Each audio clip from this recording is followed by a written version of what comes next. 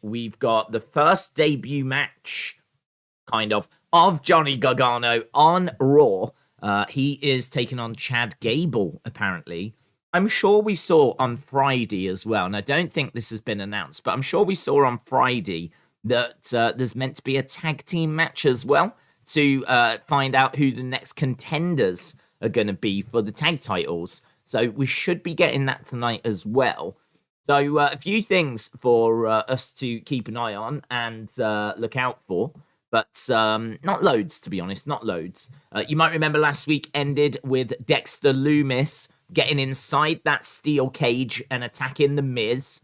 So I'm guessing there'll be some more on that story as well with Dexter Lumis and The Miz. And I don't know what next for Bobby. Obviously, Bobby defended his title in a steel cage match. Don't know if we'll see Bobby this week. I would imagine there'll be a little bit more on Bianca and Bayley.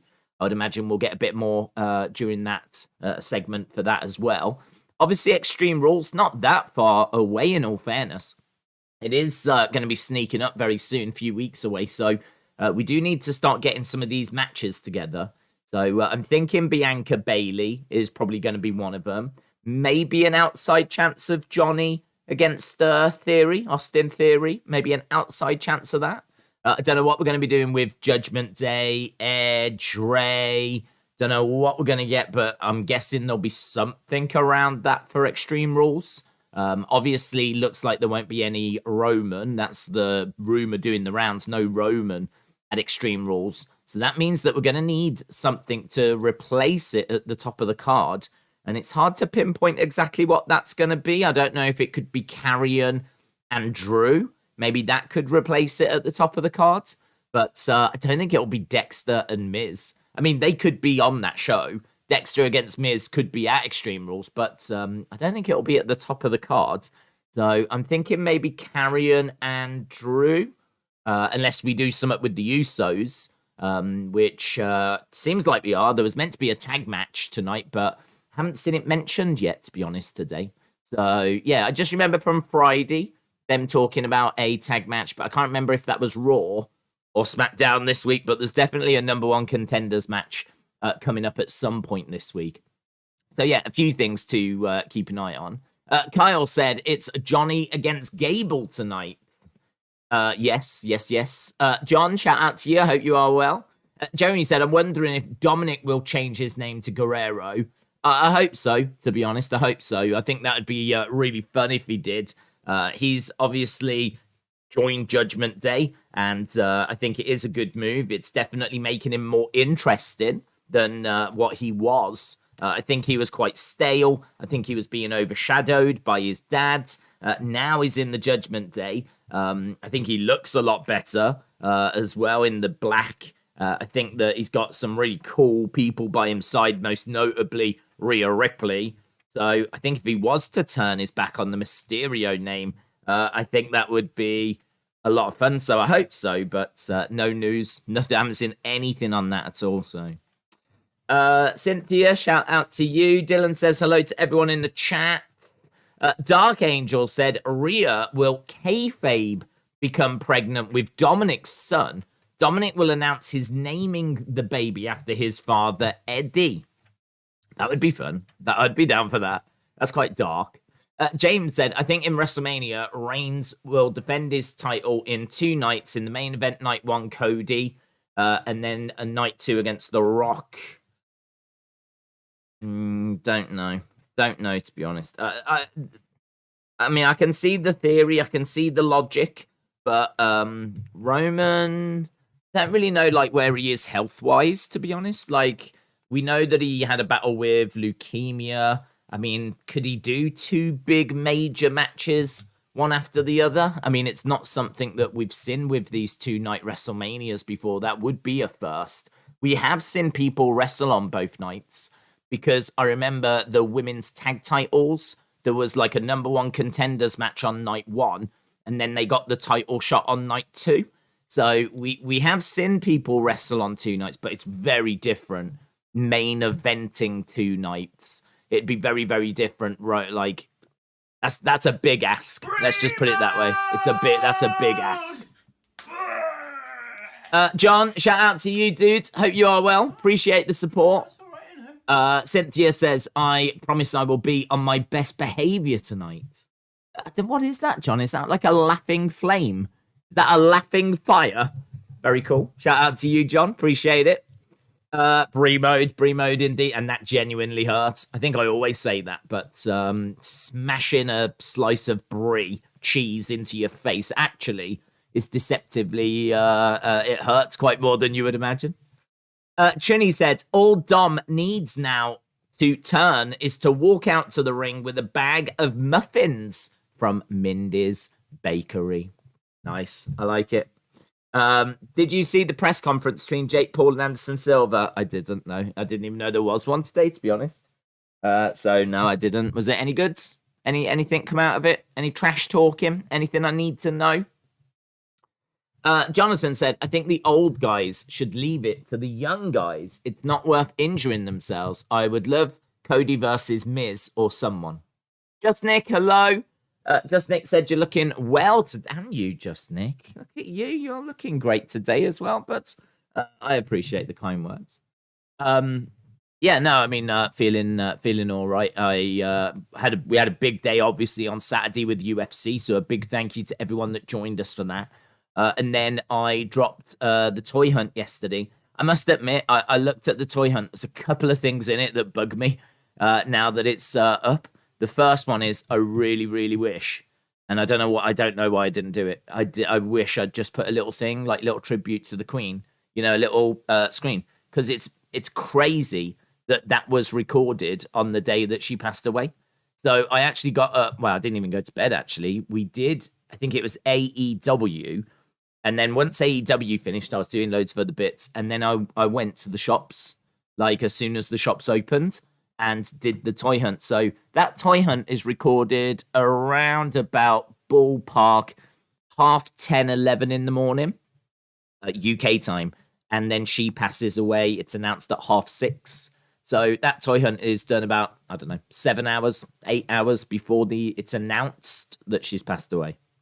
So I do look at it now and think, wow, you did a toy hunt on the day the Queen died and you didn't even put a thing at the start. Like, yeah, that's stupid. I have no idea why it didn't. I think it's because I edited it straight after UFC. So I was not maybe thinking 100%. So I do regret that. And then there's a bit in there where I boo Drew. And obviously I don't mean it. It's only a little joke thing. But I watched it back and I was like, do you know what? I put that in just like for a laugh, for funny. But I think it would have been funnier to have made fun of him singing rather than him losing. So if I was to re-edit it now, I would put a little graphic at the start and I would, rather than making fun about him losing, I would make fun about him singing. And I think that would be funnier and better. So yeah, just a couple of things. But I mean, other than that, I think it's quite fun and really appreciate the feedback. People enjoying it. I get asked all the time, when's next toy hunt? When's next toy hunt? Ta-da! So there we go. And hopefully we can get another one done. Certainly by the end of the year. But I don't know. If I can try and get one done like every month, every few months again, rather than just doing a couple a year, I will try to do that. Did you get Sherry? You can't go wrong there. She was one of my favorites, says Jonathan. I didn't, to be honest. I'm really trying to cut down on the figures that I'm getting for a couple of reasons. First of all, I am saving at the moment. I desperately need to, make a move on getting my own place. And a figure collection does not lend itself very well to when you're saving. But not only that, I think that I'm sort of at the point where I'm all right, but I am on the verge of running out of room. Like I am getting to the point now where I could definitely pick up the odd figure and pick up the odd thing.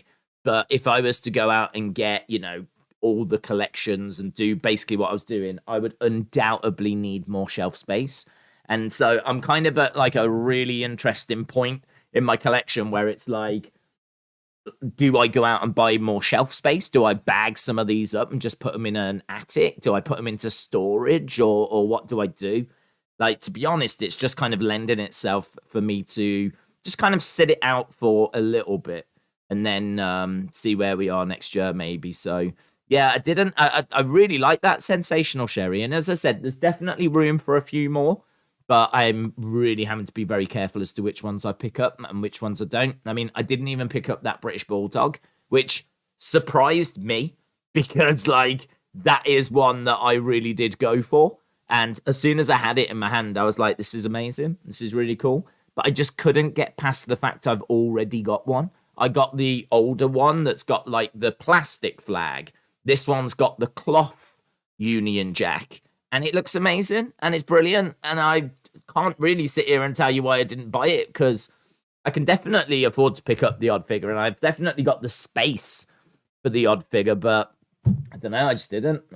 I think it really came down to the fact that I have one. I can see a British Bulldog with a flag right there. It's just that one's plastic, the new one's cloth. So I was like.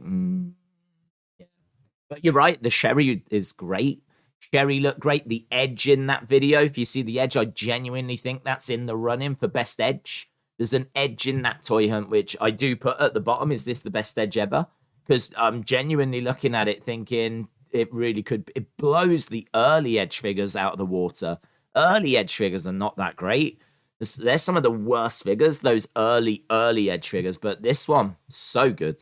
So good. And then you've just got like really great looking figures like the Bronson Reed with the jacket. That looks awesome. The new Big E Elite 95. We didn't really focus on that as much as I should, to be honest. But because I think I actually look at it in a bit that got edited out. I was trying to cut down time. because I don't think anyone wants a toy hunt that's like 20 minutes long. So I try and cut it to about 10 minutes, 9 minutes, 8 minutes, around that kind of ballpark.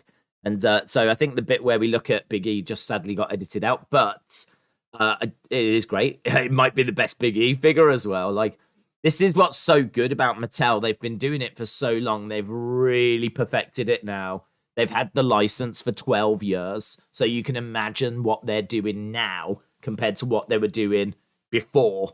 Like, it's just come on absolute leaps and bounds. If you haven't got any figures, but you've always thought about it, I'm not just saying it, now is as good a time as any to get into it, because there's tons of figures I've got that I look at them now and I think, damn, the newer ones are better. Like, the newer ones are better. The True FX face scan is better. So, is it true WWE has got a 5-year deal with the Wales Stadium? I've not heard that, to be honest. I've not heard that. So I can't confirm that. No matter what they do, Raw has been bland since The Fiend left, says Ronald. I disagree. I think the shows were fairly bland until Triple H took over, and then I think Triple H has really breathed some new life into it. It's been a few episodes recently from Triple H that I think have been a bit not the strongest, but by and large, I think that the shows are doing really, really well at the moment. People seem to be enjoying them. There seems to be some real enthusiasm out there about what WWE are doing. So, Wrestling Jeebus, hello, my friends. Hope you are well. Even Days, love the new figure hunt. You do a lot of cool stuff and have fantastic ideas. Credit to the community. That's very kind, Wrestling Jeebus. Thank you very much. I saw that you was on a podcast, which I haven't had a chance to check out yet, but feel free to let people know as to where that is, and they can check out your thoughts and whatever it was that you're... I don't know if that's a new venture or a one-off. I just saw you tweet about it, and I was like, oh man, I need to check that out. So I will check it out. Yeah, it's cool to see that you're branching out away from the world of Twitter as well. So shout out to you. So Wrestling Jeebus, I say it all the time, great Twitter account, very positive. Everything I'm not, basically. That's Wrestling Jeebus. I'm the anti-Wrestling Jeebus. But yeah, shout out to you, bud. Keaton said, I think that Theory cashes in for one belt. Cody wins the Rumble. Seth is in too because some feud never ends night 1. Cody, Seth, triple threat night 2. What do you think? So, what, Cody, Seth, night 1, it doesn't end. We then do Roman, Cody, Seth. I don't think so, to be honest. I really think that we're getting, or at least I hope we're getting Rock Roman. And listen, if you're doing Rock Roman, I don't think you mess with anything else there. I really don't. I think if you're doing Rock Roman, it's the easiest build of all time, right? It's so easy. Like even like Kitten could book it. I mean, it is about family. It's about Rock thinking Roman is disgracing the family name and about wanting to bring prestige back to the Anoa'i family. It's about Roman wanting to show he is the head of the table. He is the tribal chief. It's perfect made story. It's one of the biggest matches in WrestleMania history. You book it, it's in Hollywood, and that is it. Like, do not mess with Roman outside of that match. You don't want anything. You don't want to mess up the booking. You don't want other little distractions. You don't want people getting confused. I thought he was facing Rock. Why does this poster say he's facing someone else? Like, no, just do Rock Roman, night 2, leave it. Nice and clean. Thanks for coming. And then, like, personally, I would get one belt off him. I'd get the WWE belt off him. And then you can do Cody Seth. Do Cody Seth night 1. Cody Seth night 1. Cody becomes the new champion. I would then have Austin Theory cash in personally, just because I think that moment for Cody is something everyone wants to see. And I think you could make a monster heel out of Austin Theory. You could get nuclear heat on him if he gets the cash-in moment at WrestleMania and denies Cody, much time. I mean, he wins it. The history books will say that a Rhodes has had that top title, but he won't be allowed to have it for very long, or at least not this time. I mean, what you would do is I don't know, SummerSlam, you'd do the rematch, and keep the title on Theory. You cheat his way to SummerSlam, then you get to SummerSlam, you do the rematch, and boom, there you go. Cody can win it there, and then it's a big, Cody's the champ, proper champ, carry the belt for a while. Everyone's loving it. You get 2 big main events out of it. Keeps Austin Theory in a couple of main events. Keeps him at the top of the cards. It just puts an obstacle in the way of Cody. Like, I love all that. So it means that we can just really drill into The Rock and Roman on the second night. We can build with Seth, Cody. Everyone knows Theory's got the briefcase. What's going to happen? Seth, Cody. Seth can be very confident that he's worked out how to beat Cody. He's lost 3 times. It will not be 4. And I think that'd be a real intriguing, interesting main event of night 1. And then you've got obviously night 2 with Rock and Roman. So that's how I would book it. If I was booking it, I wouldn't really be doing night 1 bleeds into night 2. I think there's definitely opportunity to do that in the future. It just doesn't feel to me like this WrestleMania kind of lends itself to that. What I would like to see one day, actually, is could you imagine somehow we've got 4 people that are in the run-in for the title? So maybe you've got, say, the Elimination Chamber winner, the Royal Rumble winner, you've got the current champion, and then you've got someone else, maybe the number 1 contender. And you've got all of these people. You got all of these people, and you could do semi-finals on night 1, and then the grand final on night 2. So all 4 could wrestle on night 1, with the winners going over to night 2. A little bit risky, because obviously if someone gets an injury, that could be a problem, but it is something they've done in New Japan. New Japan Pro Wrestling have operated that way and done that with Wrestle Kingdom. So I'm not really, booking anything revolutionary, but I would like to see that at some point. I think that could be a lot of fun. But yeah, I just don't think that this year kind of lends itself to that, to be honest. I think this year is Rock Roman, surely. If ever we're getting Rock Roman, it's got to be now. I mean, every year that goes by it's just going to be harder and harder for The Rock. I mean, he competed at WrestleMania 28, 29, tore his pectoral muscle and did loads of damage because his body is not where it was. And to be honest, we're 10 years past that now. I mean, him getting in the ring and having a match, you don't really think about it because he's so jacked, but it's one thing to be weightlifting and jacked. It's a completely different thing to be wrestling a wrestling match. Completely different. So yeah, he had a lot of injury problems coming out of the John Cena stuff, and that was 10 years ago. So Yeah, I think that he is going to be there or thereabouts. Like, time is running out now. Time is running out for him to have a match and be safe and put in a performance that he can be proud of. So I feel like we definitely need to do that. And we're in Hollywood, and Roman's on top, and Roman's surely going to Hollywood sooner rather than later. I think he'll work a reduced schedule. I think Hollywood is calling. So it feels very much like it's now or never. Like, we cannot fumble the bag on this one. This cannot be another Hulk Hogan, Ric Flair. This cannot be another Sting, Undertaker. Like, we just don't know when we're going to get this opportunity again. So I feel pretty good for Rock Roman. Trent with Rowe says, what if you do a ladder match? You could do Seth Roman. They're both battling at the top of the ladder, and they both fall off with one title.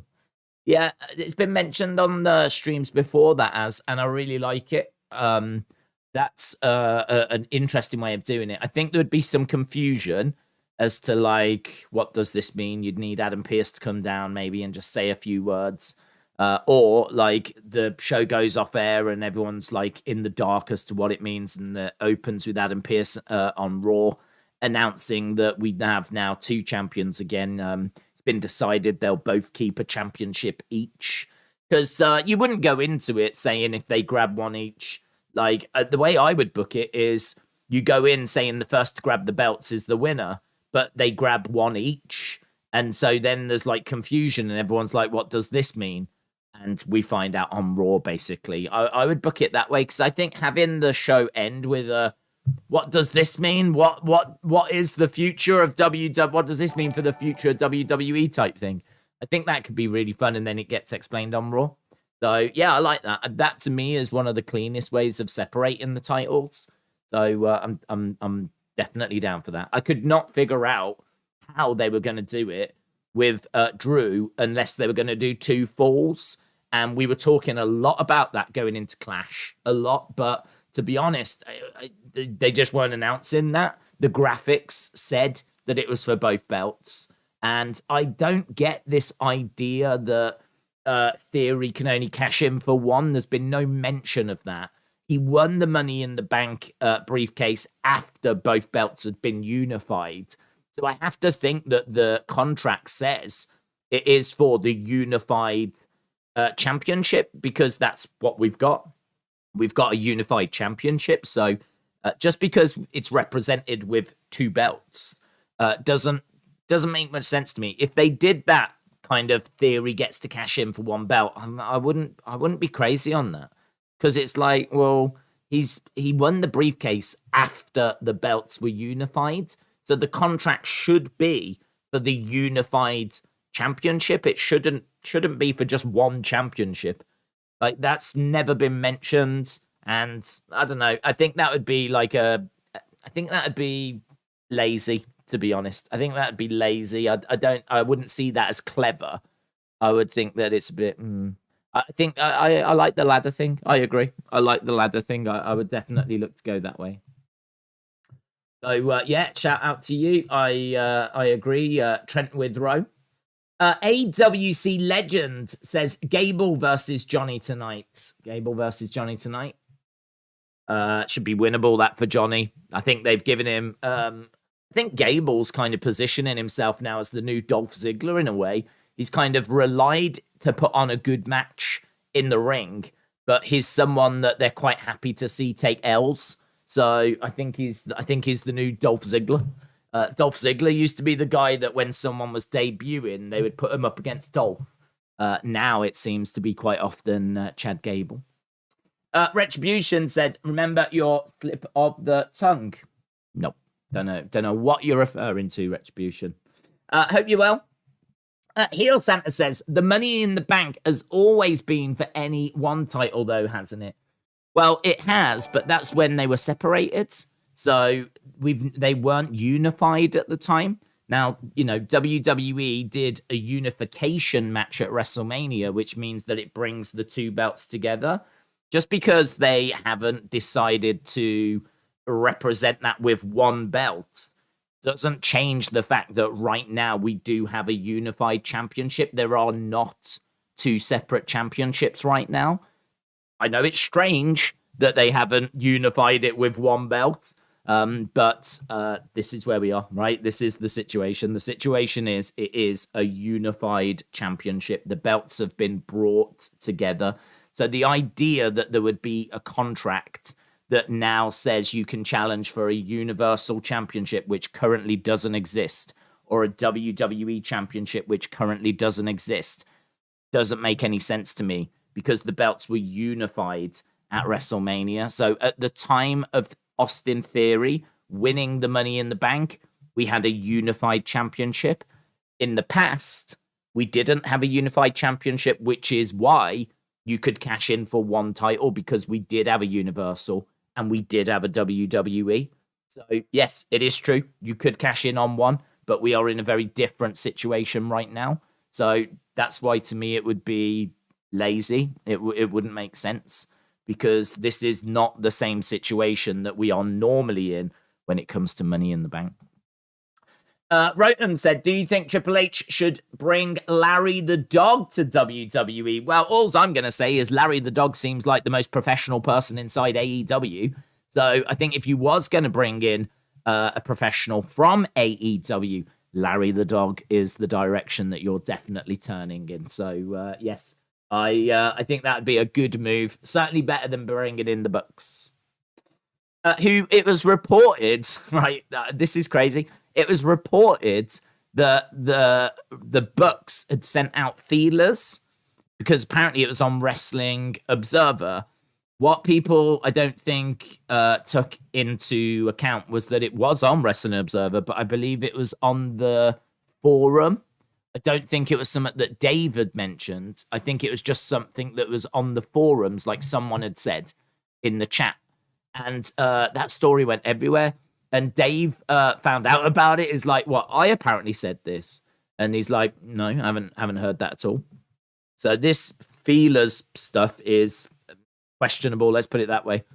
Certainly not come from Dave, even though a lot of people are saying it has. Apparently not from Dave. Dave only found out about it the other day. He's like, I've not heard that. What he did say, though, was that it would be wise for them to do that because even if they're not leaving or thinking of leaving, it would be a good idea to see how much WWE would be willing to pay them if they were to go. So if there was interest and they could get an idea of how much would be offered, they can then, of course, go back to Tony and say, look, WWE have approached us, and they're offering X. So we are more than happy to stay, but we do need that to at least be matched. So, you know, it's something that wrestlers do. I think it was Jim Cornette made the point that that's wise and a clever thing for wrestlers to do, but it's not the kind of thing you would expect from your executive vice presidents. And that does seem to be something that the Young Bucks and maybe Kenny to a degree are struggling to get their heads around, that they are not one of the boys anymore, that like storming into a locker room is not how you deal with things when you're an executive vice president. Sending out feelers, if that's true, is not what you do when you're an executive vice president. So they're still thinking like they're one of the boys, and it's just a dumpster fire, innit? It's just a dumpster fire. A lot of people have been saying, like, with all the unhappiness behind the scenes in AEW, like, how out of the ordinary is that? And my answer to it has been, not really. I mean, we've known of fights throughout the history of, like, WWE. There's loads of examples of people that have got into, like, little backstage brawls and fallings out. And, you know, we used to have wrestlers' court and things that would deal with those kind of issues. Obviously, we all heard about the plane ride from hell. We all know about the Montreal Screwjob and Brett thumping Vince McMahon. You know, there was loads of examples of like ravishing Rick Rude and the Ultimate Warrior back in the day. I think Warrior and Andre as well got into it. Stone Cold walking out. Like, you always get these backstage dramas. But I think what we're seeing now with just how much and how public it all is in AEW right now, I think that is unprecedented.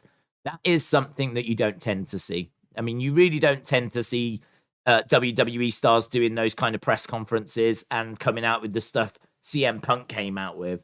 And then, like, hearing about like biting, hair pulling, people like throwing chairs. Like, I mean, it was just mass carnage. I mean, I can't remember outside of maybe the plane ride from hell. I can't remember a mass carnage, multiple person backstage thing. So I would say the little, where people are unhappy, not happy with their booking, things along those lines. That's pretty normal. That's pretty standard. I wasn't really bothered by any of that. But I think this CM Punk stuff is next level.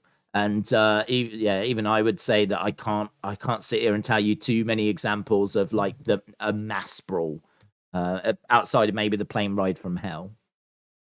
Eddie said Kenny's contract expires in February 2023.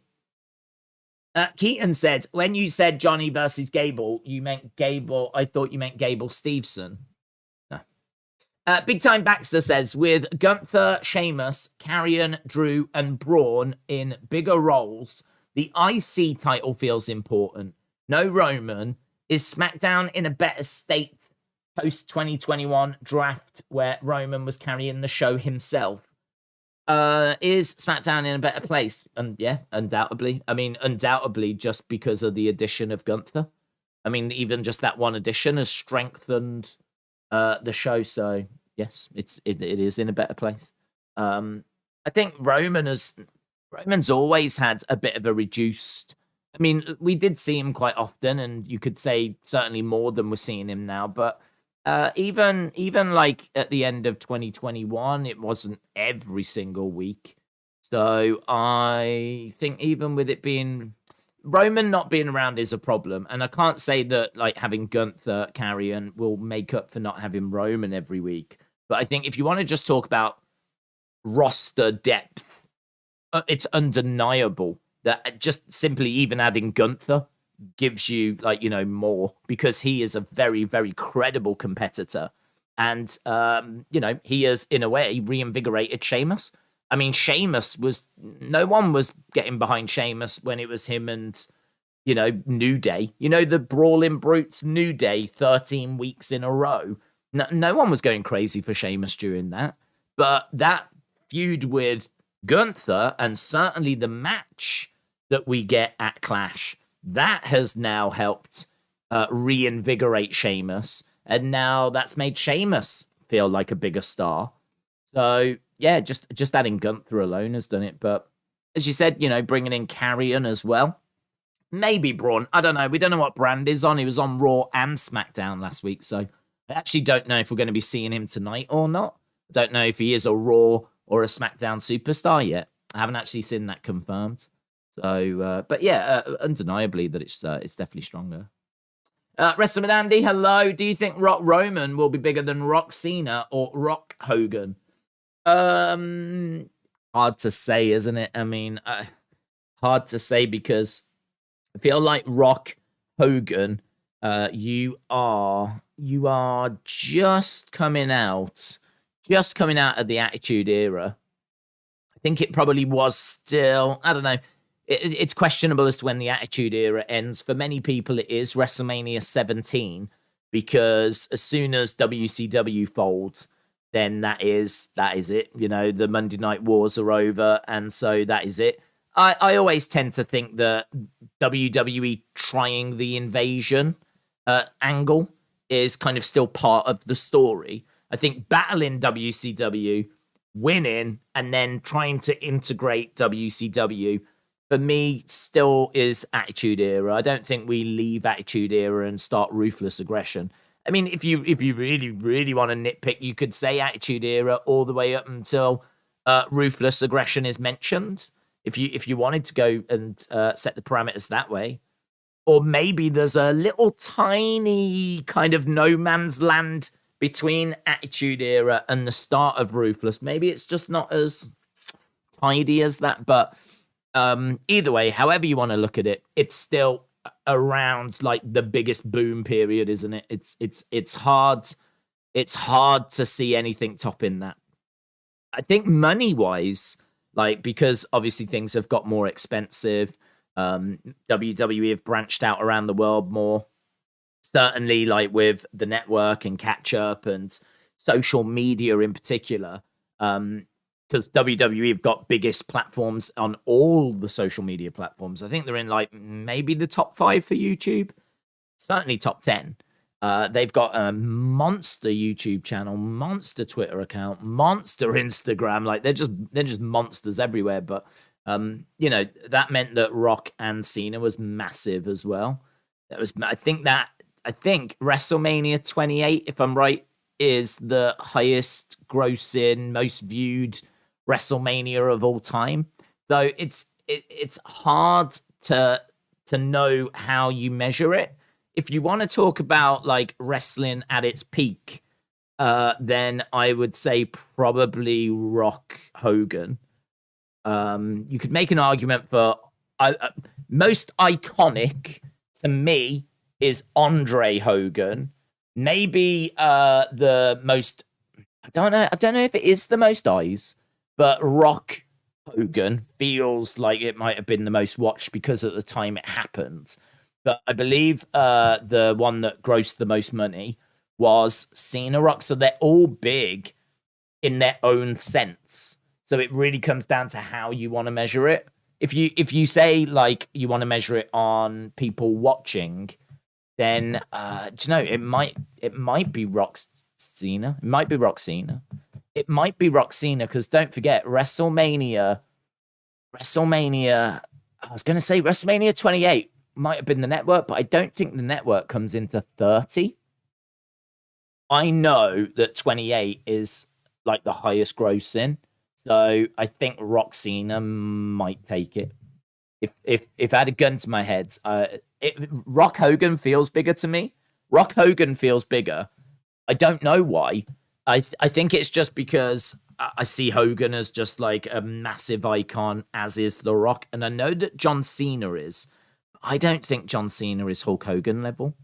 I really don't. I don't think John Cena got to Hulk Hogan level. Now, I could be alone on that, and everyone could be like, nah, you're wrong. But for me, it comes down to either Stone Cold or Hulk Hogan as to who the biggest star in WWE history was. Hulkamania, responsible for the success of WrestleMania, main evented all of those WrestleManias pretty much all the way up to WrestleMania 9.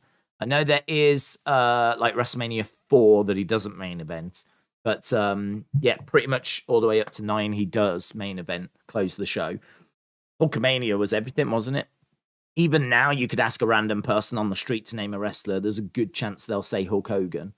So I feel like Hogan and Stone Cold are the two biggest. So Rock, not that far behind. I would say I put Rock on a level below because he was never quite the man because of Stone Cold. Stone Cold was always, for me, just in the way. And I would probably put Cena on that level as well. So I feel that like Rock Cena is just a level below Rock Hogan. So to me, Rock Hogan is more iconic. But if we want to talk numbers, I think Rock Cena takes it, to be honest. So I don't know how you would measure it against that. I mean, you can't really measure it on money because of the network now. It's just a completely different market, completely different time. If you measure it on number of people watching, is it fair to do that? Because, you know, back in the day, you were charging X amount for pay-per-views. Now it's $9.99 for Peacock. So I don't know. Is it fair? The other thing as well, it's a very different time. Is wrestling as popular as it was? It's really weird, isn't it? Because like wrestling isn't. It's factually not. I mean, the numbers they were generating during the Attitude Era are massively above where we are now, like TV ratings wise. But it still feels like a lot of people are into the product. It's just that they don't necessarily watch the whole shows, or they consume it in many different ways. Like maybe they don't watch the shows, they just watch like catch-up videos on YouTube, or maybe they just watch highlight clips on YouTube, or just follow it on Instagram, TikTok, or like, I don't know. There's like so many different ways that you can get the results and follow the stories. You don't even have to watch the shows anymore because of social media. So I don't know. It's always hard, isn't it, to try and compare eras. It does feel like there's still a lot of people enjoying the product, and the success of their social media shows that. You know, if this was a dying product, they wouldn't be having like 80 million or however many they've got on YouTube.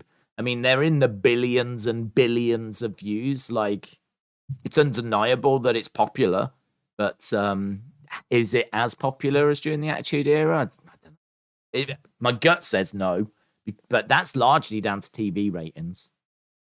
And people watch TV in different ways now, so yeah, it's an interesting question. I don't think I answered it very well. I think I portrayed how complicated it is to try and answer because there's so many different metrics to kind of go against. But for me, if a gun was to my head, I'd say Rock Cena is bigger. But I wouldn't.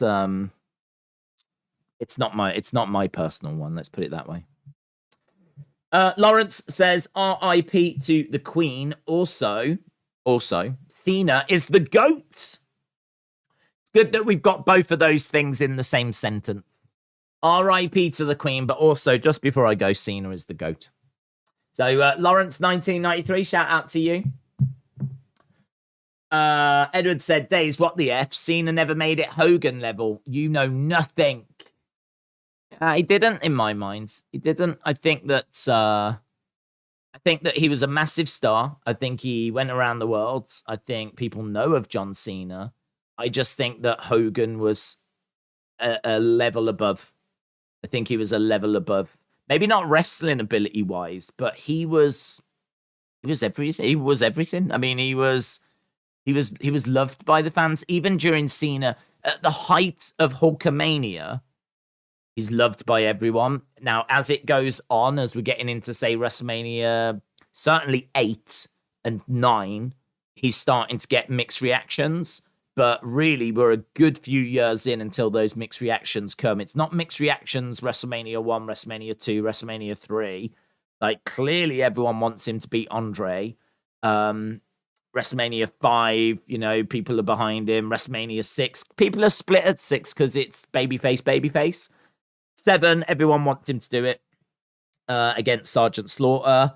But 8, I would say that's when people are starting to get tired of Hulkamania. I think with John Cena, he was getting dueling chants throughout all of his run. I mean, even at the height of his popularity, he did not have the whole WWE universe. Let's go Cena. Cena sucks. And that's the truth, isn't it? Like, at the height of his popularity, the universe was split on John Cena. Now, you can look back on him now and respect what he did. And you can look back on it now and acknowledge him as a massive, massive star, and he absolutely is. But for me, he will never be S tier. He is A tier. He's just that level below a Stone Cold or a Hulk Hogan. But there was another super chat. Lawrence said, "Oh, it's true. It's damn true." Lawrence, 1993, shout out to you. Butterstarch said, "I think Cena not turning heel does stop him from getting to that upper echelon." I would agree with that. I it's hard to pinpoint exactly why I feel that way, but I think it is the dueling chants. I think it is the fact that, you know, he is responsible for like the Nexus not kicking on. He is someone that got in the way of CM Punk's kind of title reign. You know, CM Punk should have really been at the top of the card, but Cena was up there. Like, all of these things really go against John Cena because they contribute towards those dueling chants. And I mean, it's undeniable that he's one of the top stars. Undeniable. But I can't put him. I can't put him at the very top echelon. Echelon's a nice word. That's a nice word. Rock's also a bit debatable to me. Like, he's on the line. Like, sometimes I think he is because he's so charismatic. Gave us some fantastic moments, especially Rock Hogan. But then I also think he was always second fiddle in my eyes to Stone Cold. Stone Cold was always the man. Stone Cold is undeniably the man during the Attitude Era. Now, you can always have more than one man during an era, and it absolutely would have been Rock and Stone Cold. They were great dancing partners, obviously at 3 different WrestleManias, but and they faced each other multiple times. But yeah, that one's also another one. I'm like, Here we go. Bow, bow, bow, bow. Wow, wow, wow, wow. Ethan said, when do you think Sasha and Naomi will return? Oh, wow. Actually, do you know what? That's another match I think we've got tonight. I think we've got Aaliyah and Raquel. I love those guys. Taking on Io and Dakota. So that's another women's tag match. There's maybe an outside chance it's tonight. I mean, honestly, I thought it was going to be Clash. I had Clash down for it. I thought you'll wanna save something for that show because that show is monstrous. It's a massive show, and you're gonna want something really special for it. We didn't really get anything, to be honest. I think there was a bit of disappointment over that. Look at the scenes. That's Lana being put through a table. That was my reaction to Lana being put through a table.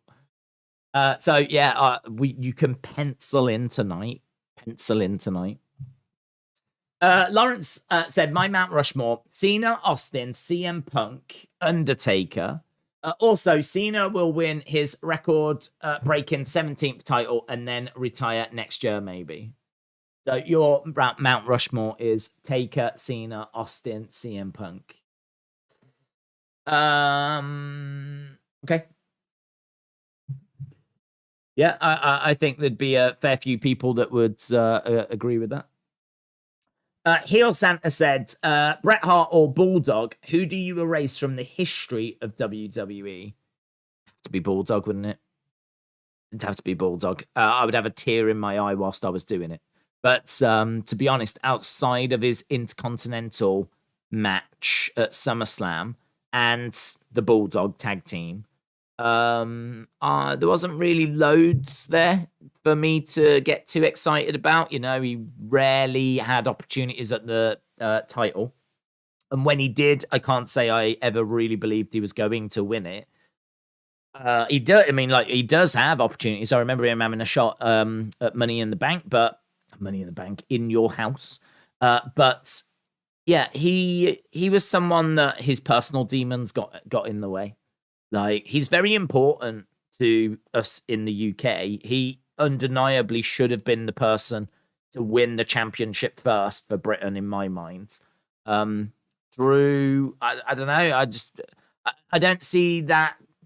He definitely had the support at Clash, but I think the British Bulldog, I think just having Britain and British in his name, kind of, and with the Union flag as well, just kind of, yeah, it should have been him. It should have been me. But really, outside of that, what do you point at? What do you say? No, you got to keep him because of this. I mean, outside of that 92 SummerSlam main event, I don't know what else you keep him around for. So it's got to be Bulldog that you would eliminate. Sad because it's because of his personal demons. If he didn't have those, he would have achieved a lot more. Lawrence, shout out to you, dude. Just have to keep super chatting, dude. Don't have to do that. I will try and read people's comments. Said, is Triple H doing a good job? Triple H is doing a good job. Yep. I think that he's still. I mean, look, unless you was to book the show yourself, it's going to be very, very hard for someone else to book a show that you think is perfect, incredible, the greatest thing you've ever seen, because it will never be quite in line with what you would do. And I think that he does a couple of things that I wouldn't do personally.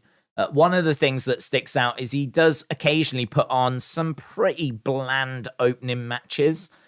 He'll put like Ricochet against, I don't know, Corbin as an opening match. It's a match that, there's not any build to it. They might have had like a few words the week before. It's not a feud I care about. They're not competitors that I've been made to care about. I'm quite cold on them, and to open a show with that, I understand that he's maybe doing it to showcase them, highlight them, show you what these guys can do. But if you're not going to do the background to it, you're not going to put in like a really good story first, it's still going to be very, very cold. And he's done that a few times, opened up the show with stuff that I've just thought's a bit cold. So that's something that I would change. I also think they need to find a way of putting in a bit more humor. We've not had anything in the way of talk shows. Like, we're still early stages. But there's definitely things that I would look to change personally. I think there should be a regular talk show. I think that there should be a bit more humor. I think some of the call ups as well. You might look at some of the people he's brought back and gone, yeah, I don't know. They haven't all hit it out the park. Like with some of the people he's brought back, I've still got big question marks around the Bailey group. To be honest, I mean, I really like them all individually. I just don't think they look like a cohesive unit. They don't. I mean, EO doesn't speak much English, and so it's hard to know like what the dynamics like with EO and Bailey and Dakota. Dakota is, I mean, good, pretty good in the ring. I wouldn't say she's like exceptional. If Dakota was to have like a solo match, I don't know that we'd be in the 4-star territory. She's good. She can put a decent match together, but like I don't know. Like there's work to be done there, I think. And also, like her promos are not the greatest, not the strongest. I do like Dakota, and I think she's fine to call up, but I mean, this is a big spotlight for her. It's a big spotlight for EO. The name wasn't ready at the start. They've just got their name now, but they're still not even being called Damage Control. And the Damage Control name is a bit strange. And what they wear is so casual. We spoke about it at Clash. It looks like they're going to a 7-Eleven. Like they've literally just got like some just random clothes on. It just looks like they've chucked some stuff on to go out for the day. Like there's nothing that makes them stand out like stars. They don't look like stars. Even Bailey doesn't look like a star, like in those kind of trousers that she wears with the pockets all over. I don't know. I mean, when you look at like what Becky's wearing, when you look at like what Seth's wearing, when you look at like some of the sharp suits people have got on, like I would really look at the image of that group and just really try and do something with it. It just feels a bit underwhelming. So I don't know. I don't know if he's just getting his feet under the table, if he's just settling in. It's obviously a massive change, but yeah, it's. I mean, look, it's definitely better. It's definitely better, but I'm not subscribed to the everything's now perfect. Vince has gone. Isn't this amazing group? I think that there's positive stuff in there, and then the stuff that I would definitely look to tweak. But we'll see. As we said, early doors. Early doors. Ledge Killer, shout out to you. Damage Control is either going to implode with EO going as a lone wolf in NXT, or they'll grow and bring Sasha in to join. I think that's part of the problem in a way. EO has always, to me, been unhinged. She has always, like her music was so cool. She was kind of largely on her own. She's been in tag teams, but not many. I mean, I remember her with like Zoe Stark, and the dynamic there was that EO didn't like Zoe, and Zoe was constantly trying to win EO over because EO is a lone wolf. Like if you think about her entrance when she used to like grab a hold of her head, and she always came across as a little unhinged, and obviously communication's a bit of a problem, what with her limited English as well. So seeing her in this group is a little strange. A little strange. You're not getting much promo-wise out of EO. She's, I mean, fantastic in ring, though. I mean, so athletic that she definitely brings something to the group. But I don't know. I just got question marks around it. I mean, that was the first big play, really, by Triple H. I don't think that was a Vince idea. I don't think well, clearly it wasn't, because they let go Dakota. They let Dakota go, and I don't know what their plans would have been for EO. I mean, I think that maybe EO and Asuka together might have worked, because I feel that way EO would have someone to communicate with. I think they probably do spend a lot of time together backstage anyway, but they used to be in a group together over in Japan. They know each other very, very well as a result. But not only that, like Asuka can really help EO with her English potentially, can really like get her settled into the main roster. Like Bailey can do that, but I have to think there is a language barrier. I have to think that is an issue at the moment. So I don't know, like just to have settled her onto the main roster, I think putting her with someone that's obviously Japanese, but also has got a better grasp of English seemingly than what EO does would have made sense. But it's not a problem. I'm just saying that, it's just the jury's out. I think that's the best way to word it. The jury is still out on that Bailey group. If they would quit controlling damage, they would be champs by now, said Snee Vegas. Nice to see Vince is keeping himself busy in retirement with YouTube spanning, says Jordan. Vince McSpam. Sem says they're showing Goldberg a lot on YouTube channel right now. I hope they're not hinting at something. Philip said, with Monday Night Football returning, do you think Triple H will do anything different to try and keep the ratings up? I don't know, to be honest, because I think that's a battle that they know they can't necessarily win. They've gone up against football many, many, many, many times, of course, and Triple H has been right next to Vince whenever they've gone up against football. I don't recall Vince going bigger or the show's drastically changing when football started. It's not like we sit here waiting for football to start because we know the product's going to magically improve. So for me, I don't believe they do anything different. If anything, I think they know that their audience is their audience. It's going to stick with them.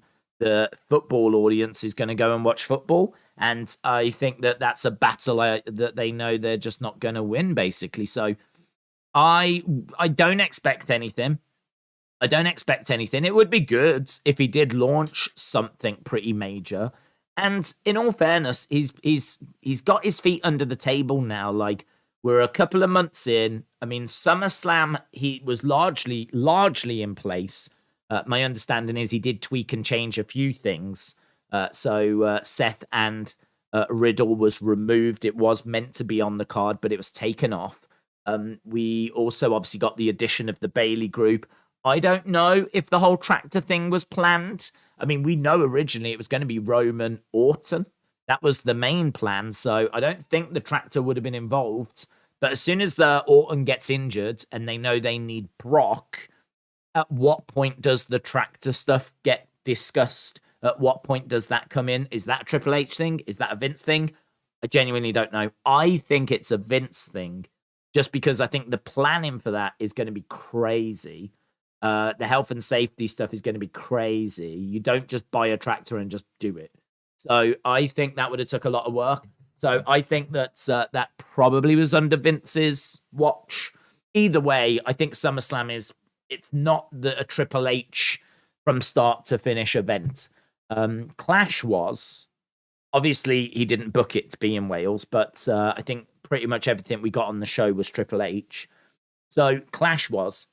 So I think now, we're moving further and further away from Vince. The stories that Triple H wants to tell are, we're getting stuck in. Dexter and Miz, for example, are a good few weeks into that. Johnny's on the main roster, a good few weeks into Bailey's group being on the main roster. Carrion's been around for a few weeks. So we're really going down that Triple H path now.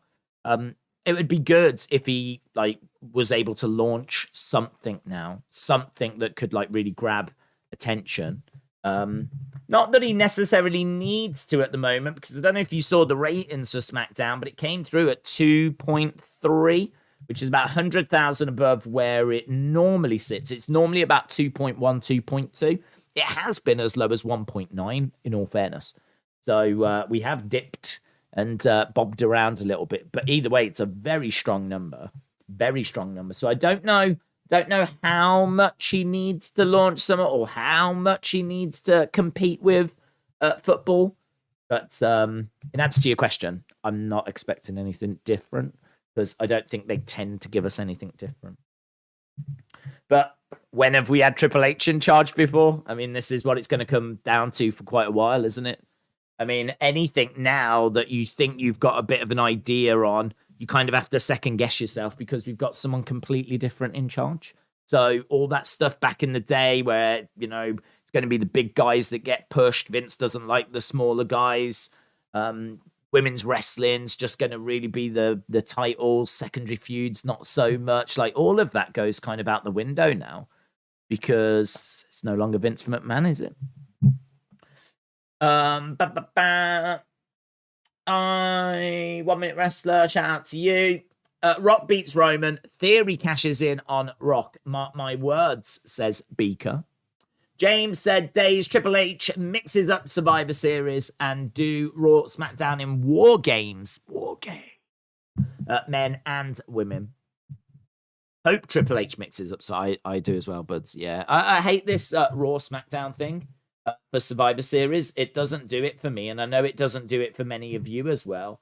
I think it's really hard to care about who wins when a lot of those rosters tend to be new rosters. Like, we tend to get drafts around this time of year, October time, and then they do Survivor Series in November. So it's really hard to care.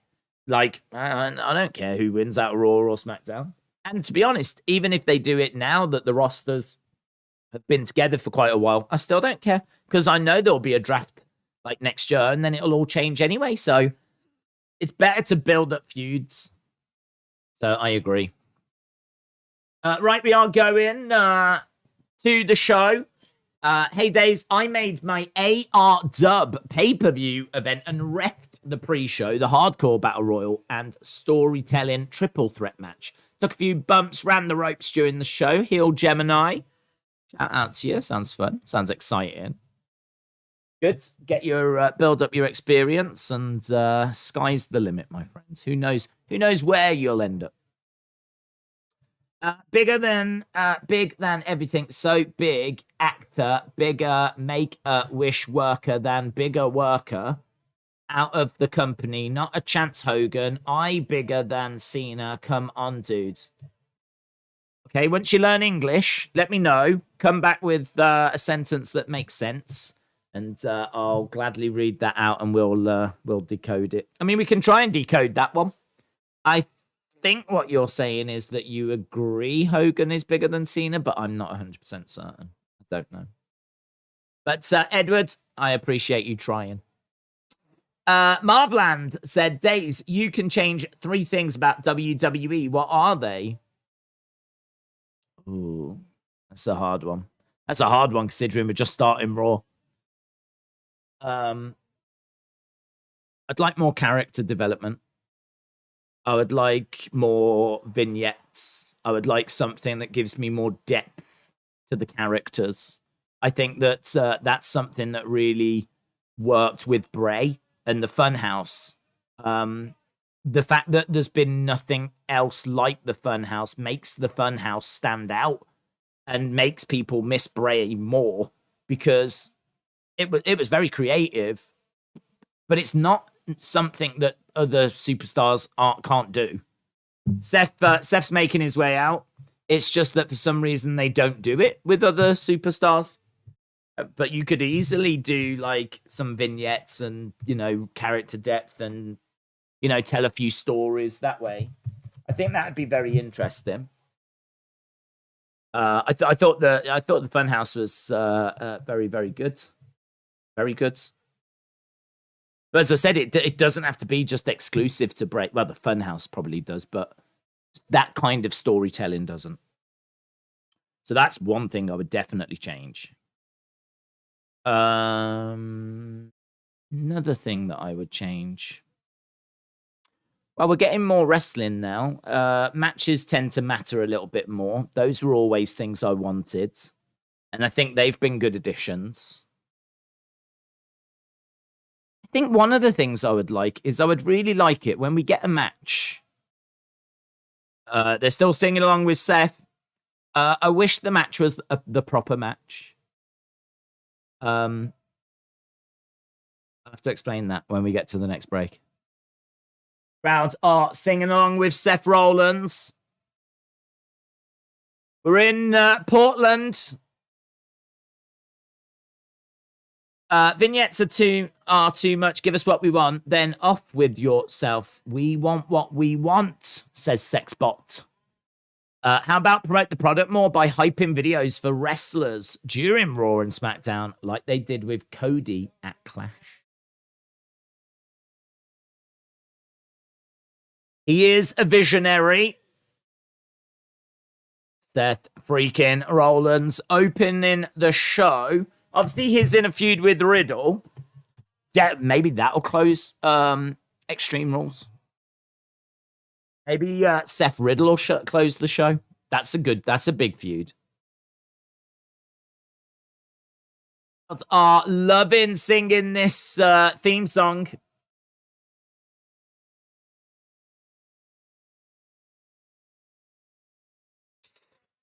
What I meant to say was Hogan is bigger in every way.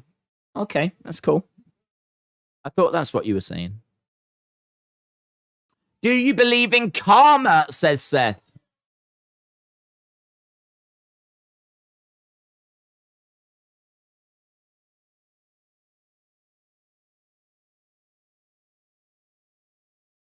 Nine days ago at Clash at the Castle.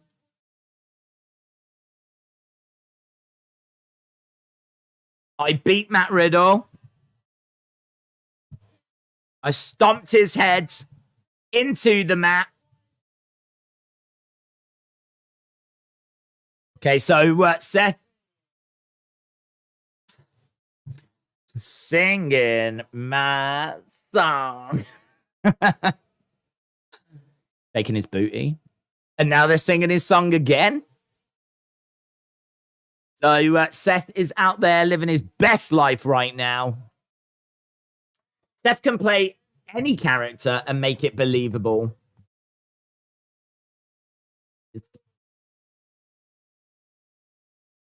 Okay, he's requested a rematch. And we're going to be getting these two at Extreme Rules. Oh, problem is, I'm not too interested. Seth's not interested. Problem is, I'm not too interested in a rematch. So what's next? I'm guessing it will be Riddle. I escaped the Sexbot dungeon, says Sexbot. With, I think that's William Hence's face. Rematch chance. Rematch. Rematch. Rematch.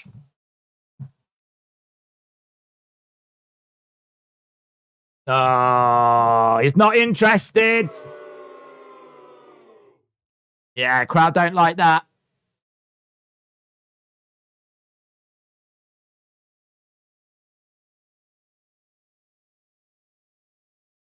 It's been far too long since I held a championship. Okay. Been far too long since I held championship golds. Riddle's coming out. Here's the 420, bro. I don't want a rematch, says Seth. Bro. Oh, Riddle comes running down. And just underneath his eye, I think he's got like a bruising. I know there was like a bit of a bump that was coming. I think it's actually under this eye, under his right eye. He dumps Seth out the ring. I tell you what, if this was a Royal Rumble, they would have both just got eliminated. He just chucked himself over. He goes face first into the commentary table. Seth Rollins goes into the crowd. Riddle is chasing after him. Why is Seth just walking? Wallops him. I think Seth goes down. He does. They're in the crowd right now. So Seth doesn't want a rematch. But he might be forced into one. He runs away. Riddle is going after him. Crowd are booing again. So, some woman in the front row that's wearing polka dots. Here's this Judgment Day. Yeah, there is a bit of bruising underneath his eye. Judgment Day are making their way down. Well, they're in the entranceway. We've got Damian Priest and Finn.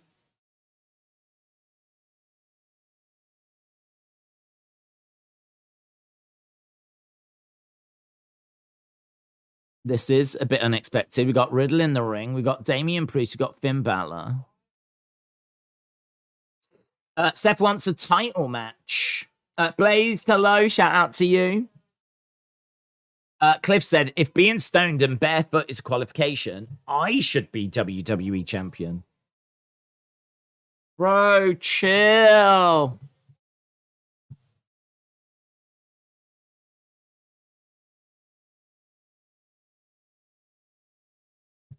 Keep the hands down. We're friends.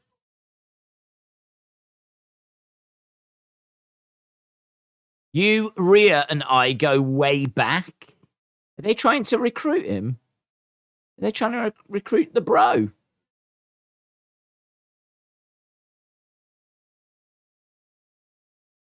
We were all in the same situation.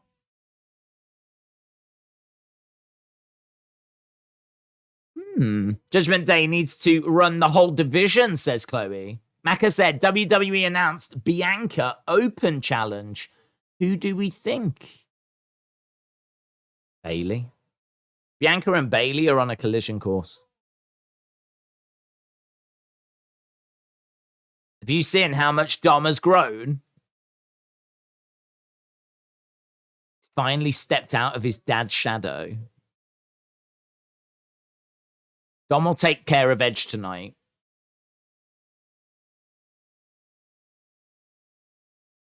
I know you've got problems. Let us help you with your problems. Riddle and Finn would be so much fun. Just watch it. Just seeing these two, like, they're about the same size.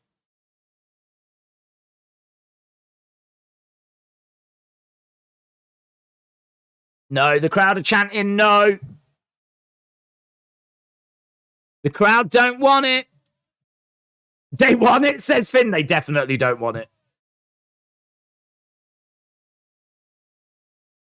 Rise with the Judgment Day or fall against us. Riddle. We do go back.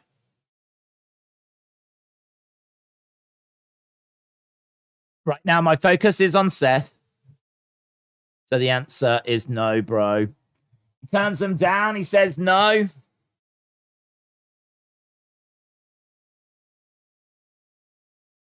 Hey, bro, says Finn. Hey, bro.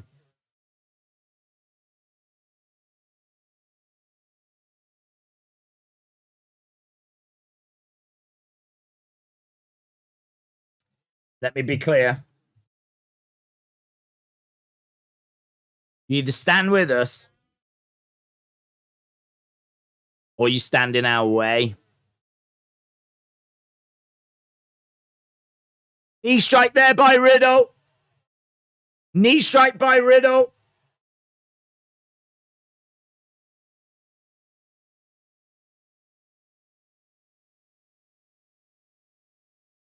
I wish Riddle would drop the bro talk and be serious, said Whisperance.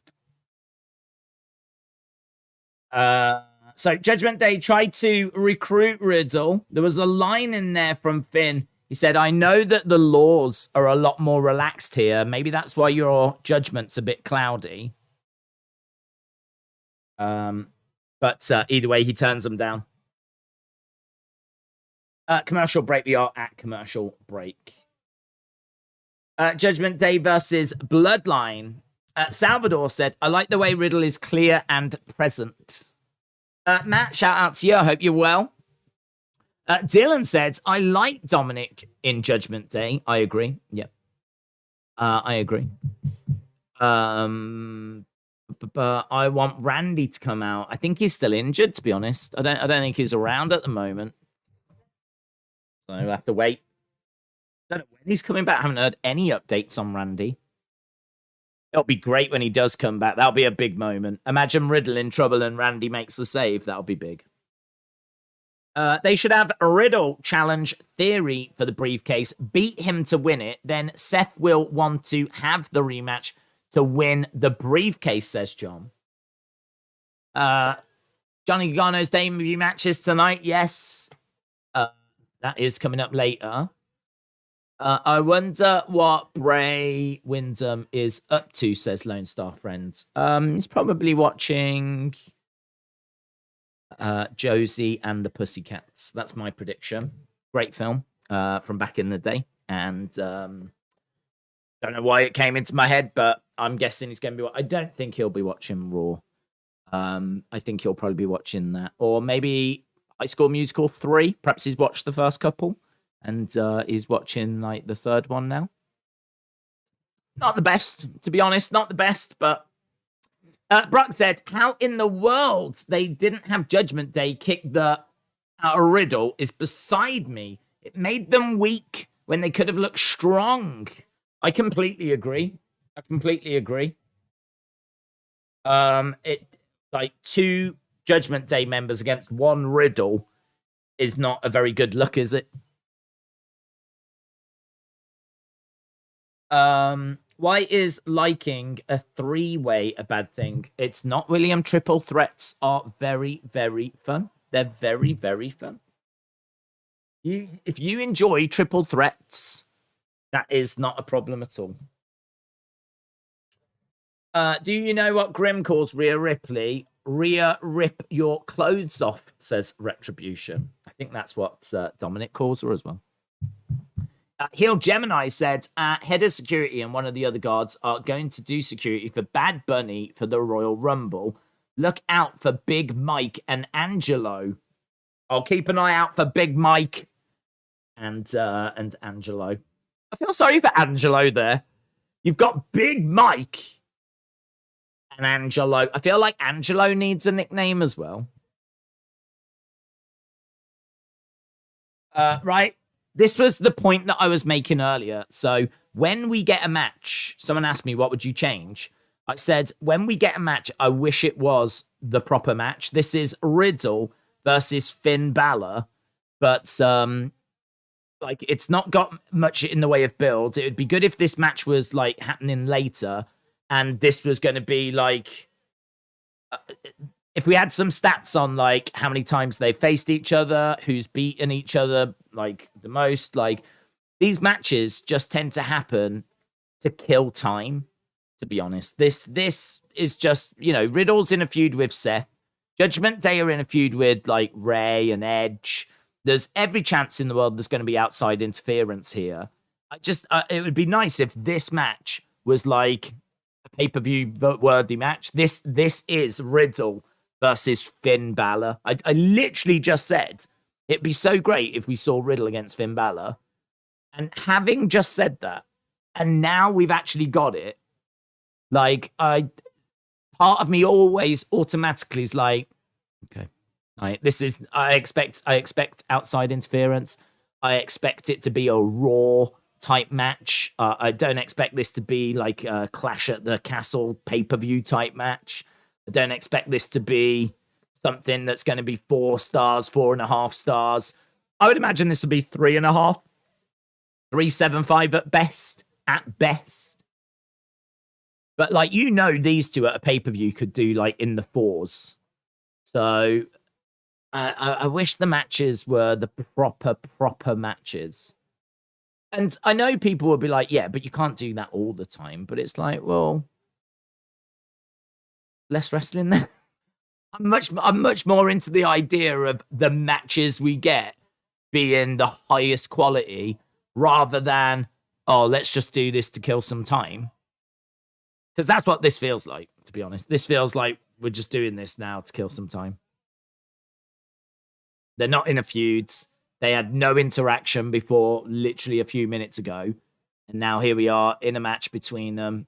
Riddle against Finn Balor. If this was announced before the show, people would have looked at it and gone, okay, yeah. But I don't think people would have got, like, crazy about the idea of these two, even though, brilliant. Brilliant. Yeah, Finn Balor, Riddle, I just said I wanted it, but you know, in your heart of hearts, you know it's not going to be what it would be if this was SummerSlam, if this was WrestleMania, if this was Extreme Rules, if this was a pay-per-view, you know? That's something I would like to see. Let's say improve. Maybe you can't change it. Perhaps you're always going to have to kill time. Perhaps there's too much time and you're always going to have to kill some. But so maybe you'll never get it perfect, but I'd like to see it improve. Do you know what made me think of that, actually? I was going back into some old shows and I saw that Asuka and Rhea Ripley had been having some matches on Raw. And I mean, Asuka against Rhea Ripley, you just think, wow, that's going to be so good. And I believe they did face each other at a WrestleMania, but they faced them on like Raws as well. I don't remember them happening. I don't remember those matches. I don't remember Asuka against Rhea Ripley on like Raw. And I watched one of them, and it was just screwy finish and all of that again. And it's like this is what we get too much of. We get too much of that. And again, it might change. I mean, the wrestling has definitely improved under Triple H. So that is something that could be in a process of changing. I also think it doesn't help with the commercial breaks, does it? I think, like, you know, you can be getting into a match and then boom, you have to go to a commercial break. I don't really know a way around that. That doesn't help. But it is possible to have great matches with commercial breaks. We've seen great matches on Raw and SmackDown before. Finn is in control. Luckily, we will get a match that will be very memorable. Johnny against Gable, said LS Dub.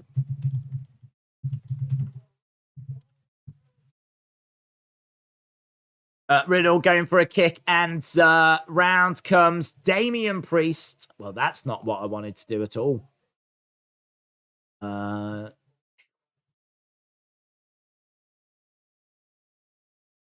Days, I sent you a tier list. I made it a few years ago before Roman had his heel run.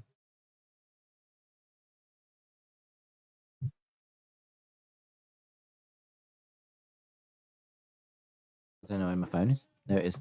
Right, he's on the edge of the ring. He's got Finn up on his shoulders. A couple of back elbows by Riddle. Edge of the ring. Planting him down.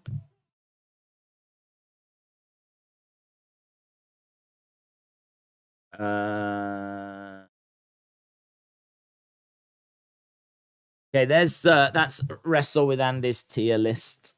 So, Wrestle with Andy. You said this was from a few years ago. So, Hogan, Stone Cold at the top. Bruno, Cena, Rock, and Undertaker. Then Bob Backlund, Macho Man, Brock, Brett, Shawn, Ric Flair. See, Ric Flair's really interesting because in WWE, I mean, he was in Evolution, he won the Rumble, like, he's had a decent career, and I would agree with that. But I mean, Ric Flair as a wrestler, if you include NWA, he, for me, would need to be higher. But it really comes down to what you're doing in regards to how you're grading it. If it is just WWE, I can totally see why he's there. Brock now, as you say, a few years ago, I don't know if Brock might have progressed. Jericho, Warrior, or in tier 4, Eddie, Kurt, yeah. I'll tell you what, you should tweet that out, because I feel like that is a conversation piece. If you tweet it out, tag me in it, I'll retweet it. Because I think people would have a lot to say about that. But I must admit, largely I'm in favor. Largely, I would say there or thereabouts, yeah. Fun. Hard to do. Imagine if Dom calls himself Dominik Guerrero and he does the lie, cheat, steal gimmick, says James. Braun came out of nowhere, so I think the Fiend Bray can come back tonight. I think he's already signed said gaming with Ma. We all know what William was saying, says Bonkers. Yeah, he's a big fan of triple threats. He has said it before quite often. He said he loves threesomes. He loves them. And I've asked him to name some of his favorite threesomes. And I never get an answer, to be honest. I would have to think that Daniel Bryan, Batista, and Randy Orton from WrestleMania 30 would be in there. I don't know that he would include Becky Lynch, Ronda Rousey, and Charlotte from 35. The ending really ruins that for me. Really ruins it for me. Who can forget? Was it Cena, Rollins, and Brock? from Royal Rumble. Wow. That might be my favorite threesome. So yeah, he's a big fan. He's a big fan. I totally can see why. I can totally see why. More like Mandy and Two Belts. That's my favorite threesome. Days, do you like my new PFP? Pound for pound. What's that mean? Or profile picture? I can't see it. It's quite small. It seems to be some kind of image on a red and black background. So I'm going to say no. Well, that's loud. That's louder than I thought. If you're talking about Mount Rushmore wrestling, James Ellsworth has got to be in the conversation. That's true. Have the Young Bucks appeared yet?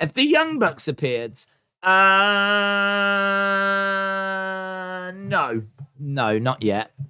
We are expecting. I think tonight we're expecting Wyndham, Young Bucks, and some Flying Pigs as well. We're expecting all of those. That's all right, isn't it? The Beach, Kevin. The Beach. Do you think they will bring Indy Hartwell up to the main roster to continue the story with Dexter Lumis? Yes. But I don't know that she will come up to continue the story with Lumis. I think she'll come up, but I don't think it'll be just for that reason. I think she'll get called up because I think she deserves to be called up. Floating Bro by Riddle. Yeah, I think she deserves to be called up, but I don't think that it's going to be... I don't think that it's going to be to do anything with Dexter. I could see them like looking at each other backstage and them teasing something, and everyone that knows, that kind of a thing. But I don't think it'll be that she comes up to save him or anything like that. Knee by Riddle, and Finn Balor goes down. Joseph said, I'm new to the channel. Monday, Wednesday, NXT, Friday, SmackDown. Yes. AEW on a Wednesday, yeah. So we are back again tomorrow. We always do a post-show review as well. And we've also got, tomorrow NXT, AEW on Wednesday. Here's Damian Priest popping up, interfering. Roll up by Finn to... Kick out by Riddle. High kick misses. Riddle. Oof. Plants him down. Riddle down. Finn is down. We are almost half an hour in. Here's Rey Mysterio. Boyaka 619. Crossbody Rey goes into Damian. Rey takes Damian out of the conversation. Rey unloading on Damian Priest. That leaves Finn and Riddle one-on-one. Upon the shoulders. Oh! Bro to sleep. Nice. German, and he bridges. Kick out by Finn. This would be good if we get an extended period of these two just wrestling one-on-one. Damian Priest was definitely... getting involved. Oh, knees up. Floating Bro. Knees up by Finn Balor. Balor charging over. Drop kick in the corner. Riddle in position for the coup de grace. Smile on the face of Finn. Finn going up top. Boos for Finn. Misses with the coup de grace. Riddle goes over, hurls Finn on the outside, looking for the drape pin, DDT. He's got Finn in position. Finn gets planted. Riddle's going to go for the RKO. Looking out to the crowds. Getting into position.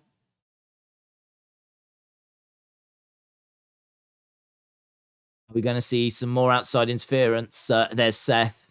More outside interference. In this match, we've had Damian Priest, Rey Mysterio, Seth Rollins. Plants him down. He's in position for the coup de grace. Finn's going up top. There's the coup de grace.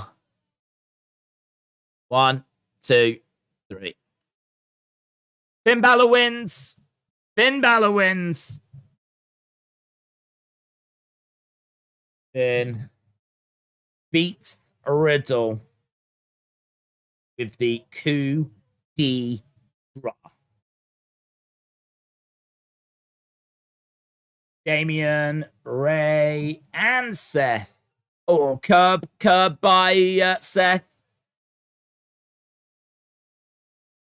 Seth comes down and hits the curb.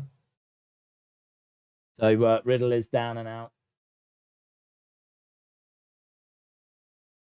Move on, Riddle. Move on.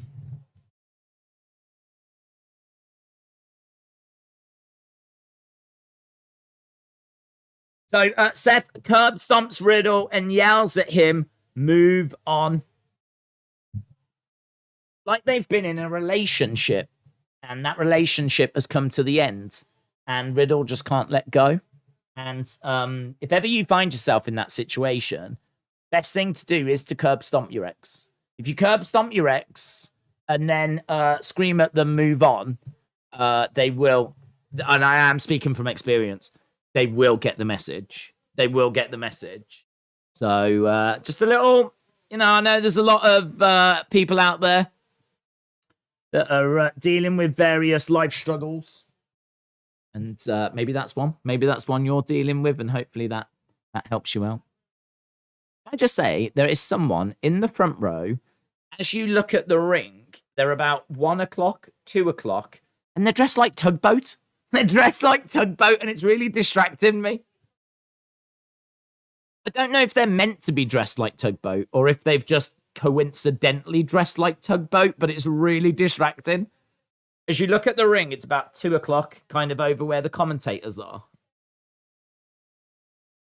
You always peeled. Here is Damage Control.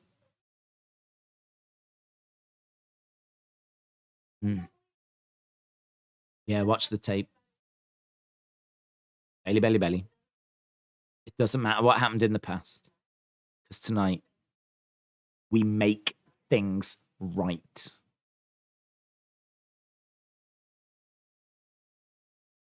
This is our division, says EO.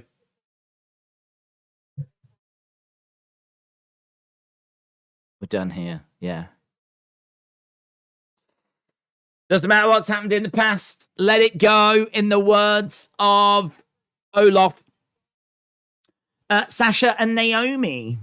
Like a tugboat in a typhoon. He's definitely dressed like Tugboat. We mentioned it 20 minutes ago. I did not see that conversation. That is next level fandom. If you are going to go to a WWE event, don't you dare go dressed as John Cena, Hulk Hogan, Stone Cold, Rock, Mankind, Undertaker. You go as Damian Demento. You go as Max Moon. You go as Tugboat. Yeah? You show just how big of a fan you are. You go for the less obvious. That's what you should go for. Days, WWE or AEW? What do you prefer? WWE. I grew up with WWE. AEW's the new kid on the block. So they've got to prove themselves. And I think they're very hit and miss. In all fairness, so is WWE. But I've got my whole life worth of memories of WWE. All those great moments that it's given me, and those great moments far outweigh the great moments AEW has given me yet, so WWE. I used to answer that question saying they both have good and bad moments, because that is true, but I started thinking about it a different way, and that is, if I had a gun to my head and someone was like, you can only watch one going forwards, what would you watch? And the answer is WWE, because I've always watched WWE. Joseph said, my uncle is a football player. He's playing Saturday against Roy Previous Page's brother. Page. That's cool. They're her brothers are wrestlers, aren't they, as well? I don't know how many brothers she's got, but if you go as George the Animal Steel, then you don't have to wear a shirt. No, but you do need a lot of body hair. You might have to stick so much body hair on yourself, it'll be warmer than wearing a shirt. So AEW is an alternative. I watch both WWE and AEW, says Harrith. Seth versus Tugboat's nephew is the next big feud out there. I agree with that, Alex. It could be worse if someone went as Bastion Booger. Imagine that someone in the front row dressed as Bastion Booger eating like a massive turkey leg. That would be fun. My floor feels like Crisco is on it. I don't know what Crisco is. Dark Angel said, I can't watch AEW anymore. It's so far from the way it was when I was growing up. Master Chief said, I grew up with WCW. I hate WWE for buying WCW. I never moved on. But WWE is hands better show than AEW. What happened with Charlotte? When will she return? Well, she did have an injury. So she got married. She had an injury. I thought she would be back. I've not heard anything that she's having any problems or anything like that. So, yeah, I was expecting her to be back by now. But seemingly not yet. Not yet. Got to wait a little bit longer. With Triple H in control, can you see AEW, WWE doing a pay-per-view together? No flipping way. Nope. It doesn't make any sense for WWE. 0 cents. Why would they use this massive platform that they've created for themselves to promote a rival? Why would they do that? They wouldn't do that. Doesn't make any sense to do that. If you want to see someone eat a massive turkey leg, come and visit. Oh, hang on. I've only ever been known. I've got to sit down. This is good. This is good. This is what I want. Dominik. For the first time in my life, I felt alive. I became my own person.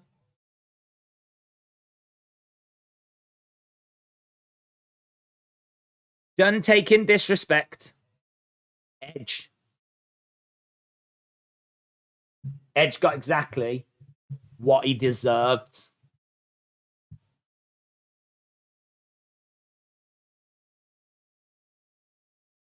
Edge got what he deserved. Tonight, gonna finish what I started. Pepe. I know you're disappointed, but that's too bad. This is my life, not yours.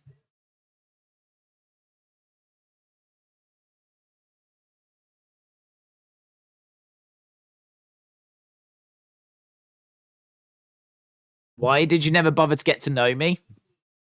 Because you're a loser. Why didn't you ask me what I wanted for my career?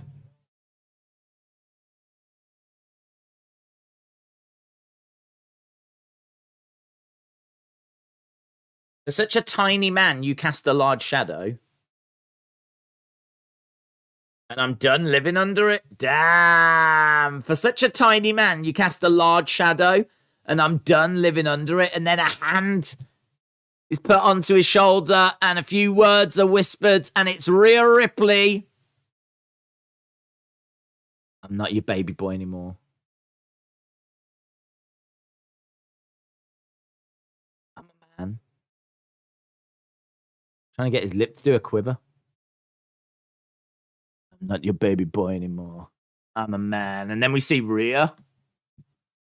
They know. They know.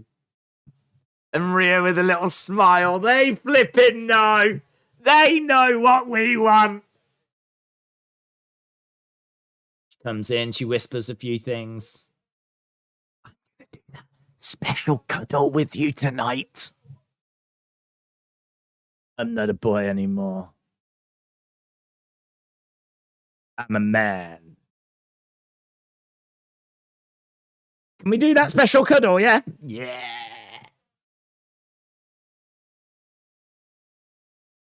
That little smile from Rhea at the end is awesome.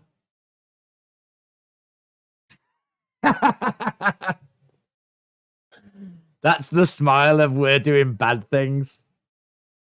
We're doing bad things later. Kiss him, kiss him, kiss him, kiss him. Rhea is his pappy. She's all of our pappies.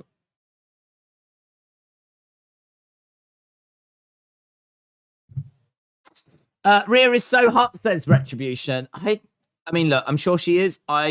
She's not my kind, to be honest, so I don't quite see it. I'm not really into that dark goth thing. Do you know what I mean? I've already got enough depression in my world. I don't need some dark goth woman around. But she certainly is very popular. Here's Austin Theory.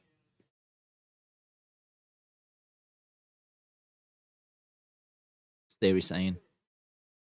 It's not me. I've got my hands full. He knows who his opponent is. It's someone I would call a close friend. Without further ado, Chad Gable. Oh, thank you. Thank you.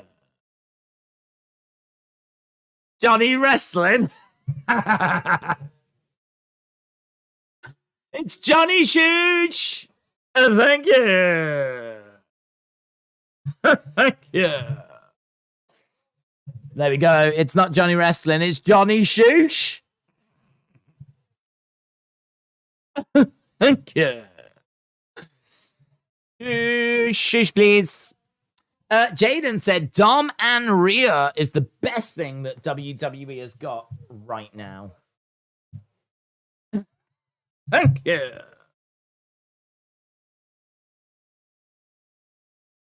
Theory announces Johnny Wrestling's opponent. We've got a community segment.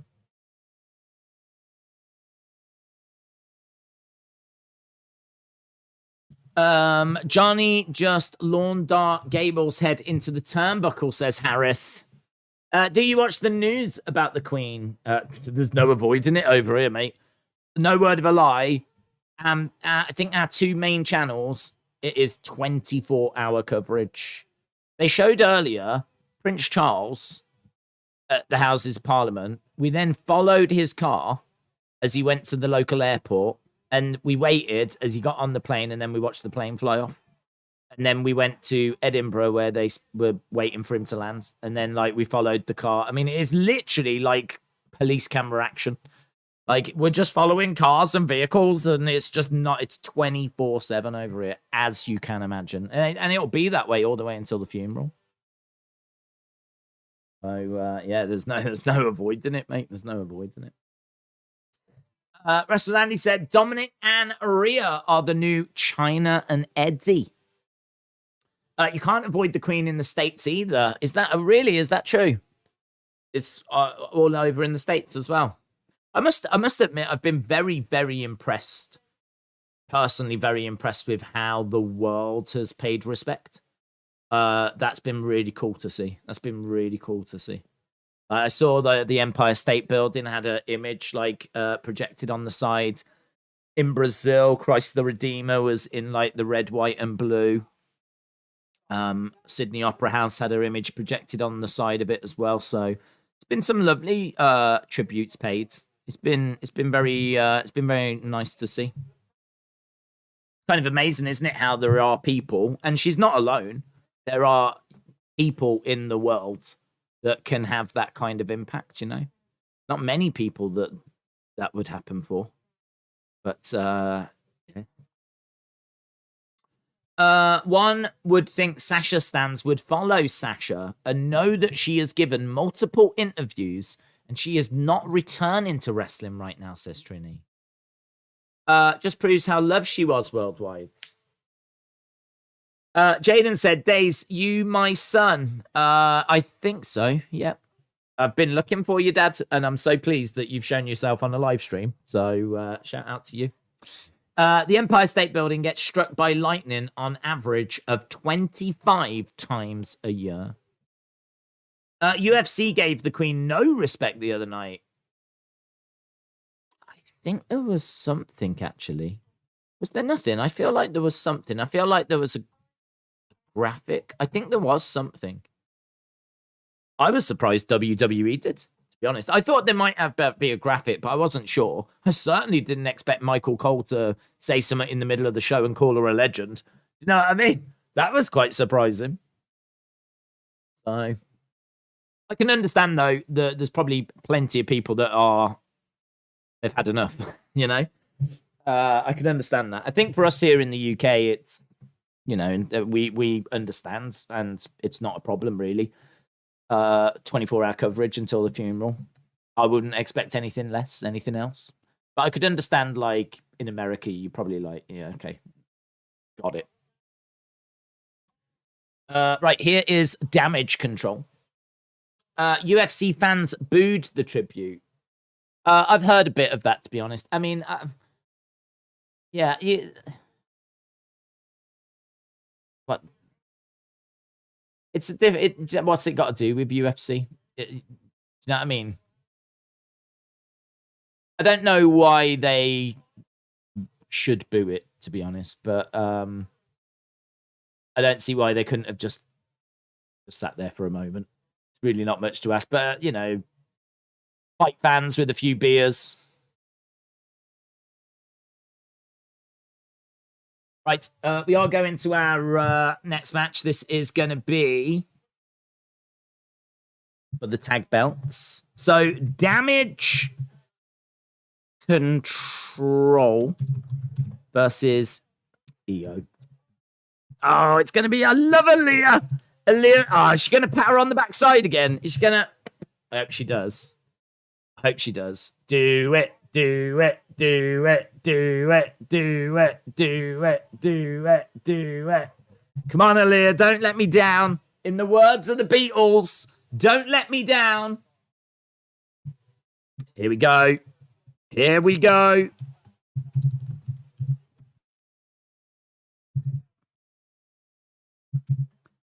Okay, we've got... Come on, Aaliyah, do it. Do it, Aaliyah. Here we go, here we go, here we go. Turns around. You know what to do. Yeah! Yeah!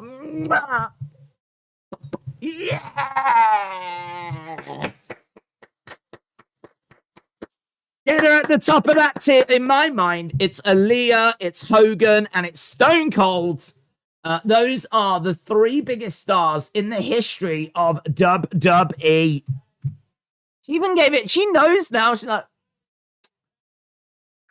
yeah, love it.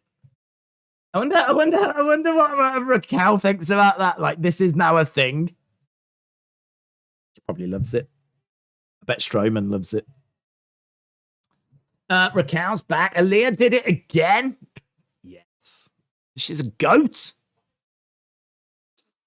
Good luck for him as well. More butt smacking, please. It's not enough. There's not enough butt smacking in wrestling. We need more of it. Why aren't the Usos doing it? Why aren't the Viking Raiders doing it?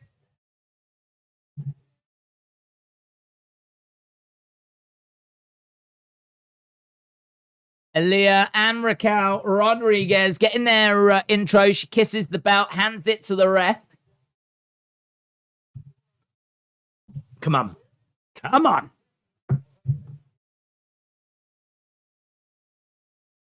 Right, Dakota and EO taking on this. Do you know what? This feels a really good match because I genuinely don't know which way this is going. Forearm strike there by Dakota to the back of Raquel. These two obviously know each other very, very well. Goes in with the shot knee to the midsection. She grabs Dakota up in the air. Look at Raquel going over. chucks Dakota down. Aaliyah comes over. I don't know what that was. Kind of like a double axe handle thing. A little bit sloppy, maybe. But over in the corner goes Dakota. Aaliyah. Aaliyah doesn't really have much in the way of moves. She does like Thez presses, and she more just like throws herself into. Have you noticed? Her main offense is like just like spears or crossbodies, or she just like throws herself into people.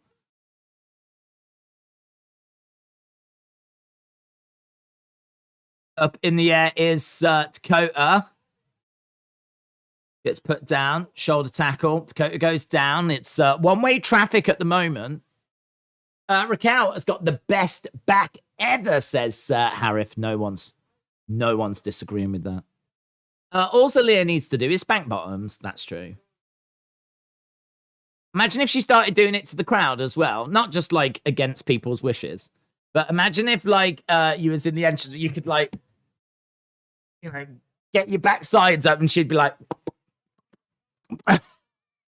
you know, like how they touch hands as they're making their way down. Just imagine the whole front row got their backsides up in the air, and she's like, I mean, it'd never happen. I feel like there'd be some, you know, repercussions to that, but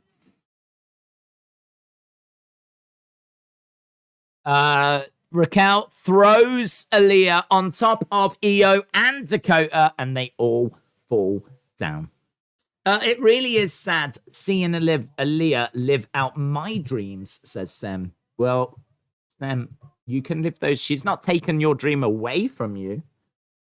You can live that dream as well. Days, not wrestler-wise, but what type of name a celebrity is your... Huh? Not wrestler-wise, but what is your type of... You could name a celebrity that is your sort of type, for an example. Have you had a stroke, Edwards? Have you had a stroke? Days, not wrestler-wise, but what is your type of... You could name a celebrity that is your sort of type, for an example. Have you got like a bot running your account now? What's happening? What's going... Is everything all right, mate? Is everything all right? Do you just smash your hands into the keyboard and hope for the best? Do. Let's see if he can work that one out. I meant to say, not wrestler-wise, but what is your type of woman? One that's got a heartbeat, to be honest. You could name a celebrity that is your type of woman. Any that are breathing. As long as they're breathing. I do insist on that. That's my line, to be honest. That's what I look for. A heartbeat and breathing. Anything less than that. Not interested. Not interested. You might be into that kind of thing. I am not. So that's called sexualizing, says T Priest. Days loves Linda. That's true. Who doesn't? Would you be against the Undertaker returning as a manager? A little bit, and I'll tell you why. First of all, I don't think he's going to be on the road all the time. I think if Undertaker had a manager, it was Paul Bearer, and he went everywhere that Undertaker went. All the house shows, all the pay-per-views, Raws, everything. Every time Undertaker was somewhere, Paul Bearer was with him. Is Undertaker at this stage in his career, with the family that he's got, is he going to have that level of commitment? I don't think he is. And then also, Undertaker is a massive flipping star. He's a massive star. Like, we've just seen how Ray overshadowed Dominik. Undertaker could very easily overshadow whoever he's managing. And that could be a problem. So, there's definitely merits to it, because if Undertaker says this is the guy, you listen. But to be honest, I think you could have a segment where Undertaker says this is the guy and isn't his manager. I think that if he was around all the time, he might overshadow him. Might overshadow him. Shoulder tackle by Raquel. This doesn't seem like the time in the show for a title change or a hyped return. So I think Aaliyah and Raquel are retaining, says Adam. Right now, we've got Aaliyah in there with Io Sky. Io pulling Aaliyah by the hair. Aaliyah goes down. She rolls over. She kips up. Kip up by Aaliyah. Into the corner goes Aaliyah. Aaliyah gets out the way. Nice roll. Good roll by Aaliyah. Thez press. She always does a Thez press. Aaliyah pounding away. Back up on her feet. Kick to the midsection by Io. Io saying a few words as Aaliyah was up, but she lands on her feet. Oh, nice. Oh, look at that by Aaliyah. She does the, it's kind of like a Matrix escape. Arches her back. And then it's like this wonderful arm drag into a power bomb. Lovely. It was like an arm drag into a sit-down power bomb. Have to change what I was saying about how she doesn't tend to have too many moves. Even I need to put more respect on Aaliyah's name.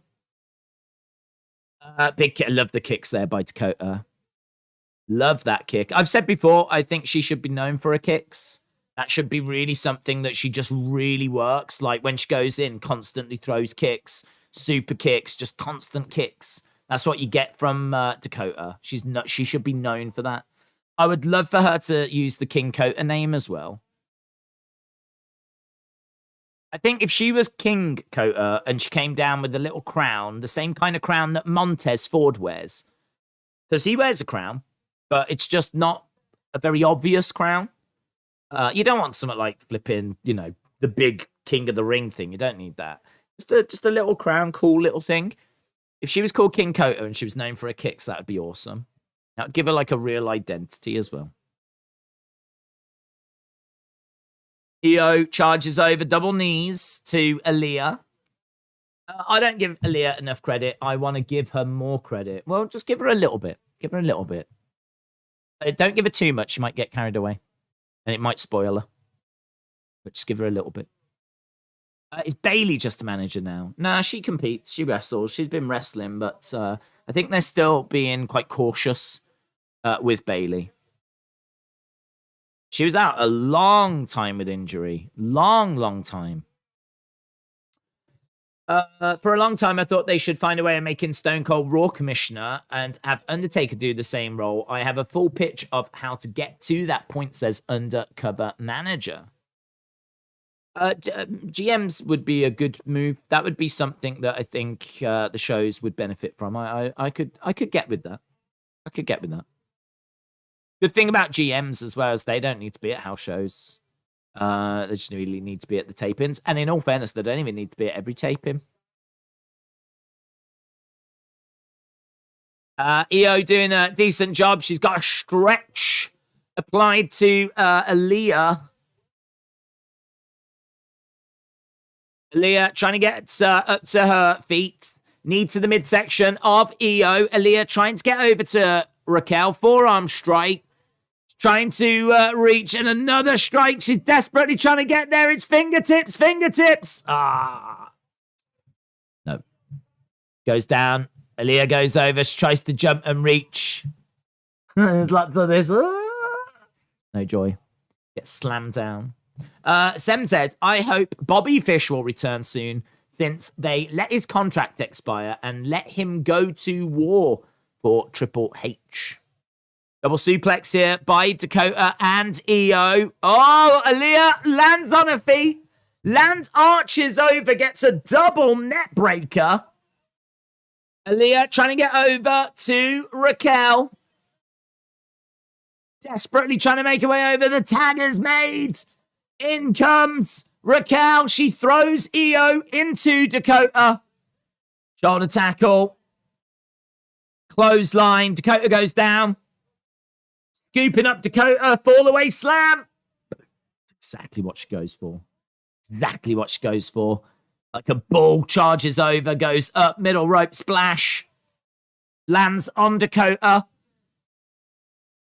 Raquel, like an absolute firecracker. Tag is made. Big boot. Down goes Dakota. Aaliyah up. Not a fan of that move. It's too overly complicated. There's no need for them to do that. She kind of does like a handstand into like a power bomb thing, but like, oh, she was trying for some type of hurricanrana there, EO. She didn't get it on Raquel. To the outside goes both women. So Raquel and EO are out the way. That just leaves Aaliyah and Dakota. 1, 2. Kick out by Dakota. Kick out by Dakota. Aaliyah thought she'd done it. She can't believe it. She cannot believe it. We are down.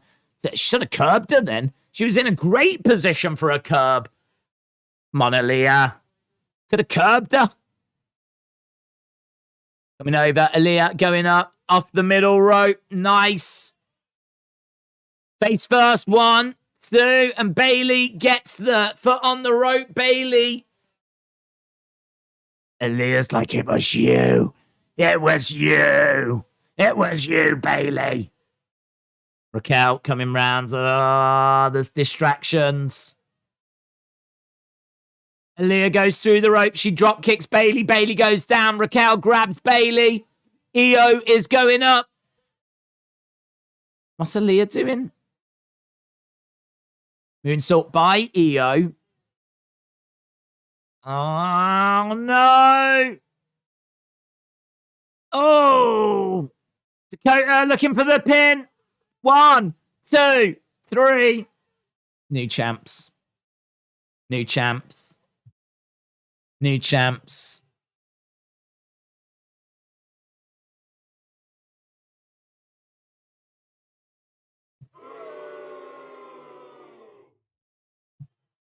No! God, please, no! No! No! No! God, please, no! No! No! Ah.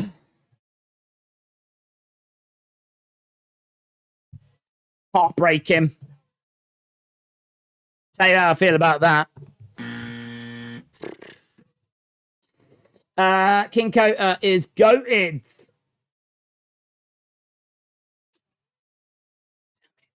Damn it.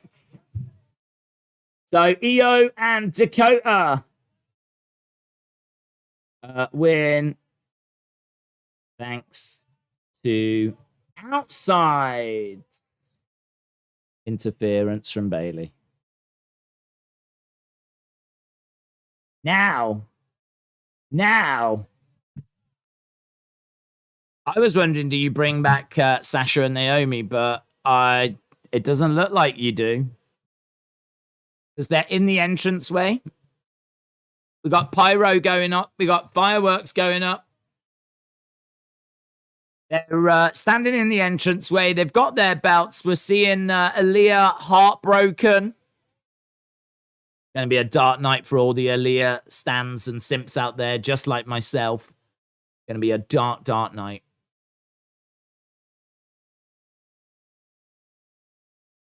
Here's Ray. Ray's coming up to Dominik. I had no idea you were going through that. It's my fault. I'm sorry. You don't have to go through with this match. Hayden said, I'm enjoying Raw so far. Also, God save the King. Hayden, shout out to you, buds. The King says thanks.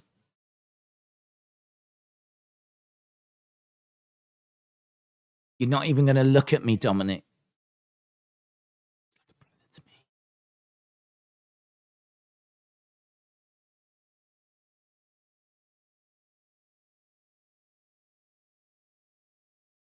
When Edge is in a corner, he's not going to hold back. Okay. Dominik, if you fight Edge tonight, things will never go back to how they were. It's Pappy.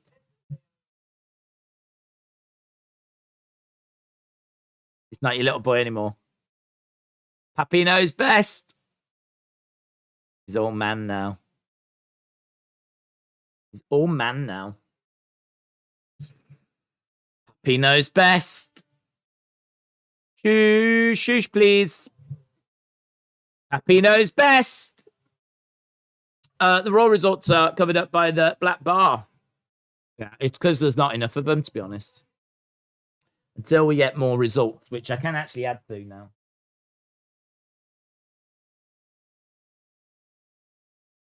Happy Knows Best, which is the brand new Hogan Knows Best show they've just relaunched.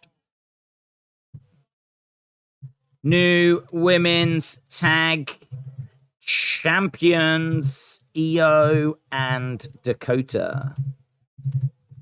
Not happy about it. Not happy about it. Johnny Shoosh. So Johnny Gargano taking on Chad Gable. Johnny Wrestling versus Chad Gable. Thank you. Gargano is about to work, says LS Dub. This rebel heart, this rebel heart. If you smell what The Rock is cooking, imagine if Johnny loses, says Rambles. Braun will interfere, says Jada. Tarek says, shush, shush, please. Still confused how Dom decided to join instead of beating up Rhea. Do you want to make love with Rhea or do you want to beat up Rhea? Yeah, that's what it comes down to. Not the hardest decision in the world, is it? Do you want to have some sweet, sweet evenings with Rhea, or do you want to beat up Rhea? Answers on a postcard. Jane said, Dom is weird. Aaron said, what are your thoughts on the problems in AEW and all the behind-the-scenes fighting and the wrestlers wanting to be released? I don't know that they do want to be released. I don't know. The feelers stuff is sketchy. Apparently Dave Meltzer said about the Young Bucks sending out feelers, but then he said today that's not what he said. So it's a bit questionable as to what's actually happening there. Yeah, I mean, we spoke about it earlier. I think that it's more extreme than anything that we've seen in a long time. It's definitely something that Tony Khan is going to have to get a hold of, and it may result in one of the parties leaving. You know, it might just be a simple case that you cannot have the Elite and CM Punk working in the same company. Obviously, AEW fans are going to hope they can find a way forwards, but I think it's going to be quite tricky. So, I mean, look, it's not going to be the end of AEW because you just get rid of one of the parties. I mean, it's going to hurt AEW. It's going to hurt them, definitely. But I would say outside of that, I haven't seen anything that's been unusual. Outside of what we got at the press conference and the fight, the normal kind of upset wrestlers backstage, that's normal. That happens all the time.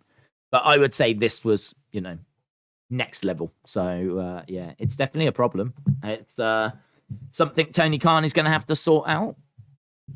What faction would you join? Well, you wouldn't want to join Judgment Day now, would you? Because you can't hit on Rhea. If you go in Judgment Day, you know that she's with, well, in real life, she's with Buddy Murphy. That's a problem. And in storyline, seemingly she's with Dominik. I mean, you're just going to be, just a third wheel. So I wouldn't go that way. What's Elektra Lopez doing in Legado del Fantasma? You could maybe hit on her. Don't know. If I was to join a faction, it would only be to hit on one of the women. Because I've got no interest in fighting, because I'm not a very good fighter. So I would leave others to do the fighting, and I'd just be like, baby cakes, you just don't know. I'd be like, hey, baby. Ooh. Ah. Oh, if I was to join a faction, I'd join Damage Control. Boom! That's the faction I would join. I'd be in Damage Control. Yeah. Or Toxic Attraction. I'll join them. Toxic Attraction. Just me in the background. Baby cakes. You just don't know. Yeah. Yeah. Damage Control or Toxic Attraction. Sign me up if you're watching. Give me a call. Yeah. I could do promos. I can promo for you. And if any of you are struggling with promos, I'm quite happy with the microphone. They don't like me a lot of the time, in all fairness. The amount of technical problems we get, but I'm no stranger to a microphone. Right, we've got... here we go. Here's Johnny. Yes, Johnny Wrestling. Johnny Gargano is here. Been a long time, over 200 something days.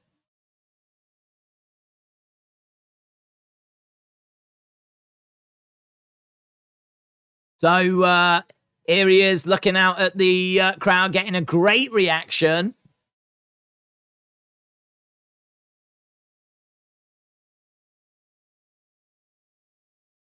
He's got great entrance music. I'm so glad they haven't messed around with that. Who knows, if this was Vince, we might have.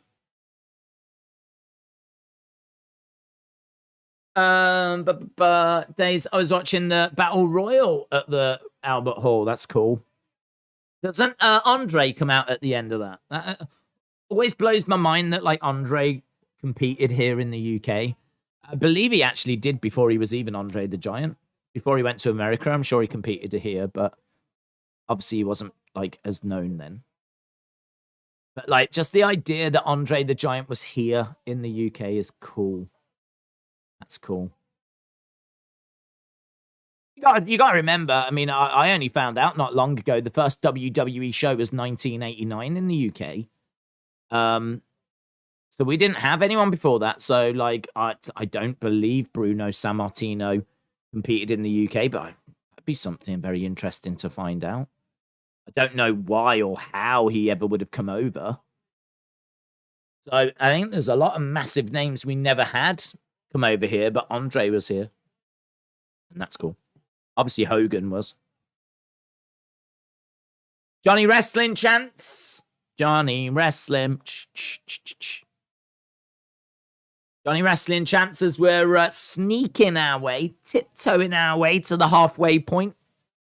Wrestler with Andy said, Johnny gets my vote for the best in-ring wrestler in the world today. Oh, yeah, he's definitely in the conversation. Definitely in the conversation. He was the biggest fish in the small pond of NXT, says Corey Graves. If Edge versus Dominik main events, could someone join forces with Ray and Edge? Could Ray turn heel and join Judgment Day? I mean, all of those things could happen. I don't expect them to happen. I think we're just going to keep building this feud between them, to be honest. I mean, I can see Ray and Edge having to join forces and find a new member to maybe help them for Extreme Rules. Ray and Edge and someone else, which could turn out to be Braun, taking on the three guys from Judgment Day. The problem is, like, Ray is not going to want to fight his son. And I don't know how you tell that story, but it could make for a very interesting story, so. Nice drop kicks by Johnny Wrestling. Johnny goes over, lands on his feet, takes down Gable. Look how quick some of this. Wow. Look at some of these reversals down on the mat. Gable trying to roll, but Johnny rolls with him. He's got a front face lock. Look at that. And he's constantly rolling with him. That's really nice. Gable trying to get out of this headlock. And as he rolls, Johnny rolls with him to maintain the headlock. Really good. Johnny wrestling chants. I would have loved Brood Edge versus Demon Finn Balor, says Mr. Hamilton. That would be good. Thank you. Thank you. Gable in control. Freaking beautiful, says Erasing Mind. Thank you. I really appreciate that. Chop coming in by Chad Gable. What if it's big if Wyatt joins forces with them? I don't think it'll be Wyatt. I do think that Bray will come back to WWE. I think there's just too much noise, too much smoke. So I think he will come back. I didn't think it would be at Clash. I didn't think it would be at SummerSlam. I must say I don't think it'll be Extreme Rules. I feel like it needs to be a big show. I feel like it needs to be a big show. I don't know when the next big show is. I suppose it's the Saudi show, but are you really bringing Bray back at Saudi? I really don't know.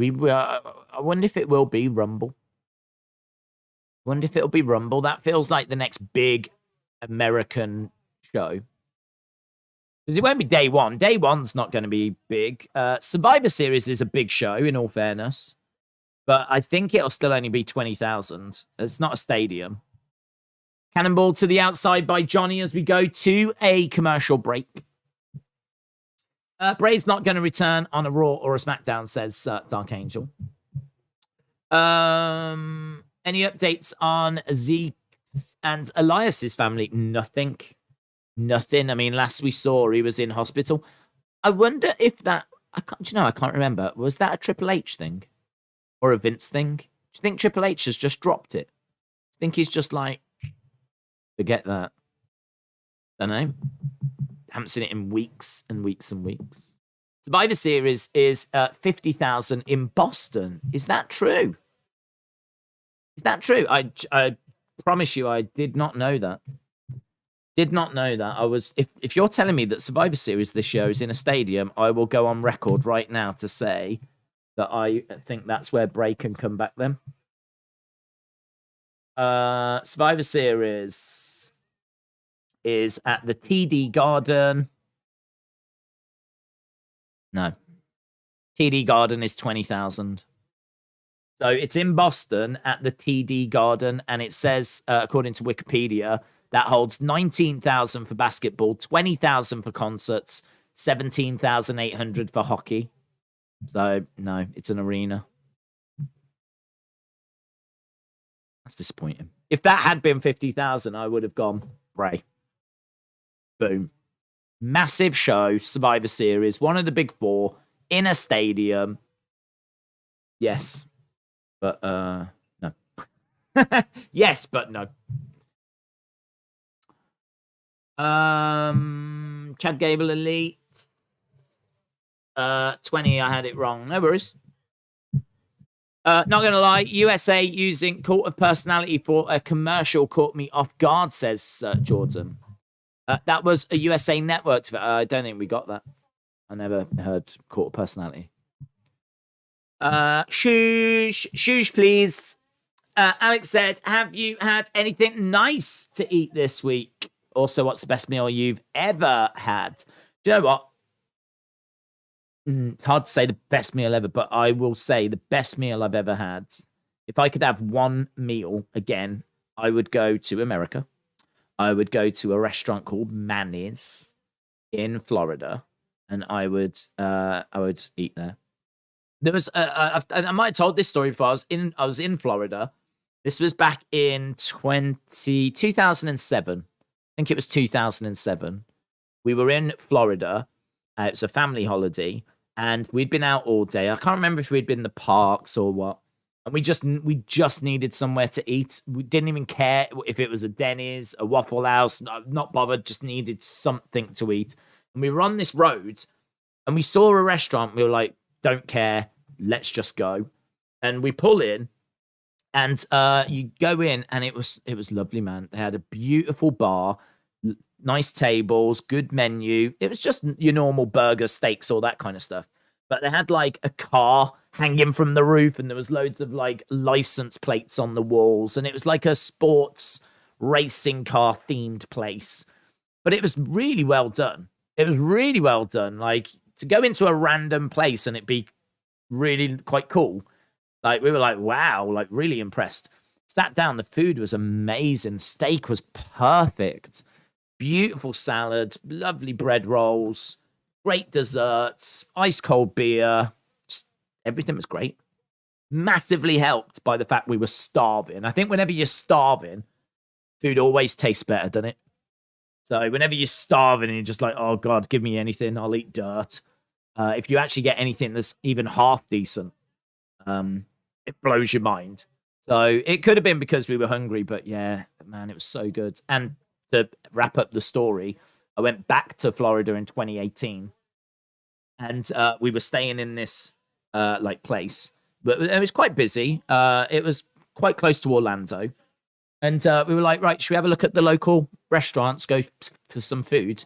And we just went to a restaurant over the road, walked in, car on the ceiling, license plates all around the edge. It was the exact same chain. It turned out it was a chain. And just by absolute chance, there was one over the road where we couldn't believe it. And the food was just as great. So, yeah, love that place in Florida. I don't think they've got many restaurants, but they're called Manny's. It's just really good food. I mean, like, if you went there with crazy high expectations, you might be disappointed. I don't know. But, yeah, it was great. It was great. And it's so amazing that we've just found another one 11 years later, just randomly. Nice Inzaguri. Frank said, I used to work at Manny's. Did you? Did you? That's random as well. That's random as well. The staff were great.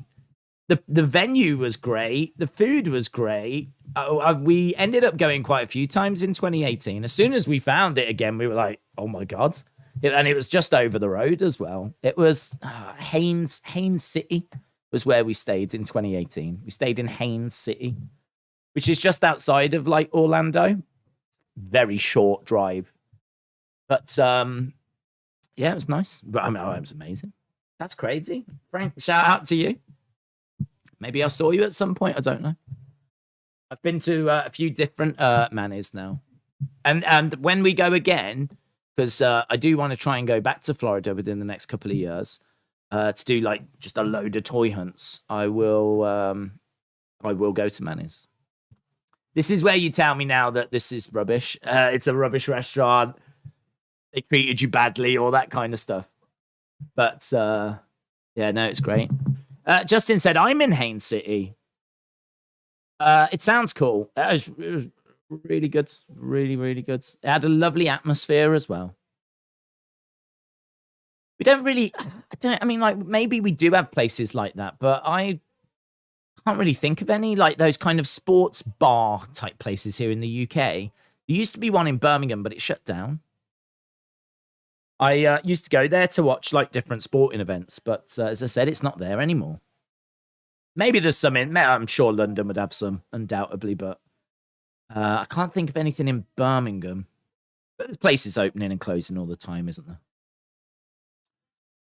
I pass the Performance Centre every day, says James. This match is being given some time here, you know, back and forth. Not a bad little contest. We're seeing Chad going up. Chad looking for a flying headbutt, misses with it. The Gargano escape. The Gargano escape is applied. Reversed by Chad. Chad trying to get into an ankle lock. I'm trying to think if American Alpha ever faced DIY. I'm not sure if they ever crossed paths. I don't think they did. I don't think they did. If they did, it would have been right at the... It would have been just as they were leaving and just as they were starting. Look underneath by Johnny. Round the houses. Tilt-a-whirl. No, round the back Into the corner. Roll up. Lovely. Into a German. No. Get it. Nice reversal by Johnny. Reversed by Chad. 2. Oh, kick out by Johnny. Johnny with a kick to the side of the head. Goes against the ropes. Discus forearm by Chad. Oh, lariat by Johnny Wrestling. Wow. Great action in this. Johnny already showing the kind of match that he's going to be able to put on. Great. Really great. Come on, Johnny, says Legend Killer. USA Network has got several Sunday Night Football commercials with cult of personality after WWE going into commercial breaks. This is awesome, Chad. Chad is thrown over the top into the arms of Otis. Ooh. Otis caught the lower of his back on the commentary table. Johnny throws Chad into the ring. Johnny gets out the way of Otis, kicks him in the side of the head, top rope enziguri. Johnny over the top into the DDT. That should do it. 1, 2, 3. Johnny gets the win. Johnny gets the win. Really entertaining match. Really entertaining match. He had to dig. Maybe he had to dig a little bit too deep for it. Maybe that shouldn't have been as hard for him, but either way, I think that gives people that don't know Johnny a real insight into what he's going to be capable of. Couple of super kicks by Johnny. A nice little roll by Johnny. Oh, crotch chop.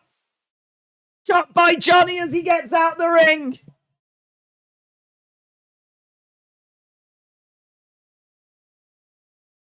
Yeah, he is going to the moon, man. He's going to the moon.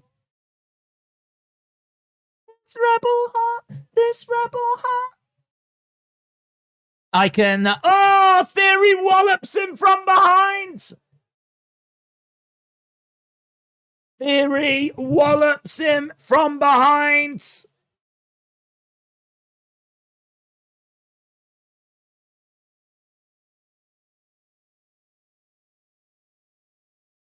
So, smile on the face of Theory.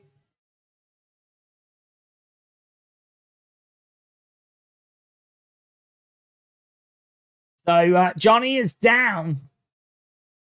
You suck. You suck. You suck. You suck.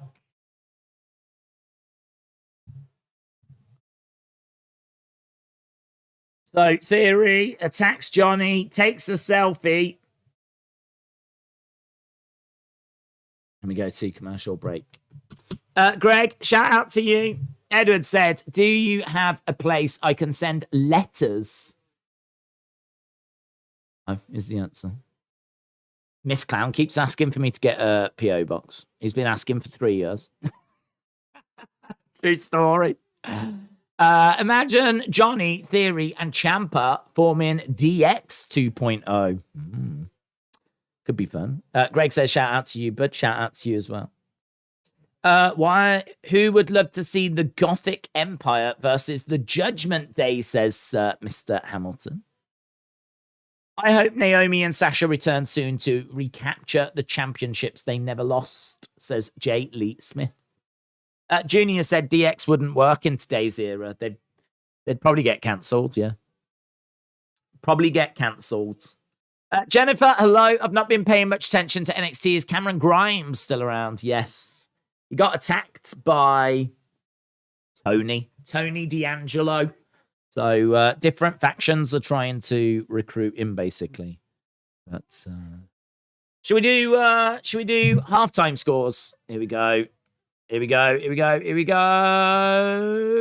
Halftime scores, everybody. It's the halftime scores. I really want to know your halftime scores. Put it in the chat.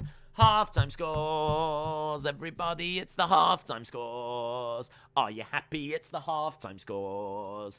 Are you happy or you sad? Halftime scores, everybody. It's the halftime scores. I should get that recorded. If I got it recorded, I could just press play then. Just sit here like this. Boom. 6, 7, 7, 6, 8, 8, 6, 10, 3, 7.5, 8, 7, 7, 5, 7.5, 7.76, 10, 5, 6.5, 10, 10, 10. Days versus Clown PO box on a pole match. 9 days. Where is Extreme Rules being held? That'll be an arena, but I don't know the exact arena. 5.5, 7.5, 7, 7.762, 6.5, 10, 5.5. So glad to see Johnny back. Can't wait for his future matches against Seth, AJ, Cody, and Ciampa. 6.8. Jilly said Days is making use of that box. 9, 6, 7, 7, 7.8, 7.5, 6, 10, 6.5, 9. Glad I'm fast with the mute button, says Brad. 8, 7, 6. Hi, Rivy004. Where's Alexa Days? Hi, Ryan Bird. 6.5 for 11 days. You sound like Rain Man. 7.5. After that last match, I'm around an 8. 6.5, 10 out of 10. Congrats, Johnny. Mr. Hamilton with a long comment. 7.5 score raised for getting the tag titles off Raquel and Aaliyah. Trini, 8 heart. 6.59. Extreme Rules is in Philly. 7, 8.5. Extreme Rules is in Philadelphia. Philadelphia for Extreme Rules. Trini, High Days, 7 to 10. Hi, Ribby004, 6.5. High Dive, Ribby. 98.7 out of 10, 6 out of 7. Philadelphia Extreme Rules. Erase Your Mind, Sup Bud, 6.5. Extreme Rules, Wells Fargo Center, 7.22. Lol, wow. Theory, suspension confirmed. Days is my stepsister, 9, 6.5, and -8. Here we go. Theory in the ring. Booze for Theory. Booze for Theory.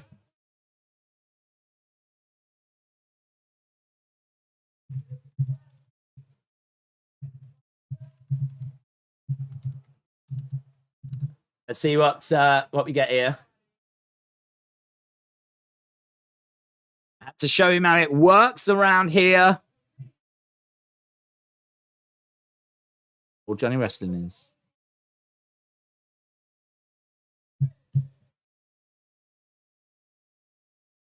All Johnny Wrestling is an overrated bottom feeding fish. Did I ruin Johnny Gargano's big moment? Say what again? Kevin Owens making his way down. Dun-dun-dun-dun. Dun-dun-dun-dun. Here's Kevin. Kevin Owens making his way down. The new, improved, old Kevin Owens. Great reaction for KO.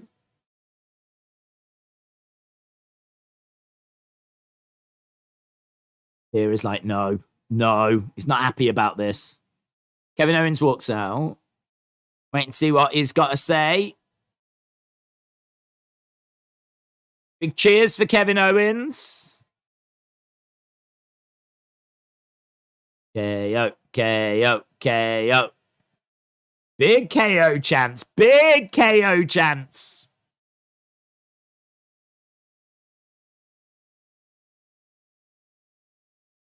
Theory says, shut up.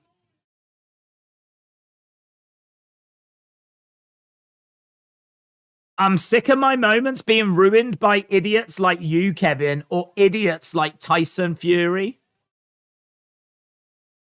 I'm the youngest Mr. Money in the Bank.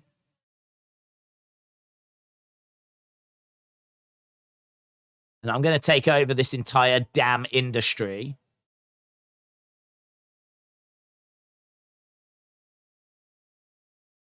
We heard all of that last week, says Kevin.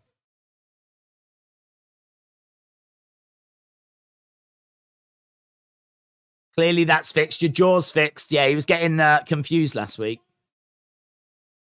AWC Legend said, are you in the Days venue? Who do you think is going to beat Roman? Who do I think is going to beat Roman? Really don't know. I think he will lose one belt.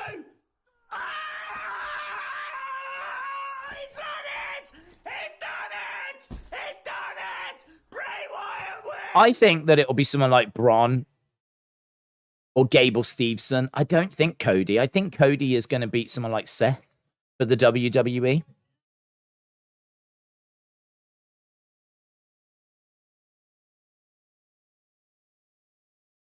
So, yeah, I'll go with an outsider. I won't say Cody. I think a lot of people think Cody. I think Cody beats Seth.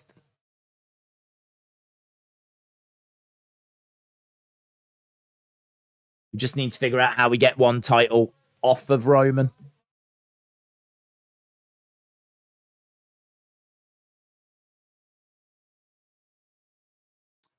Okay, so we got back and forth here between KO and Theory.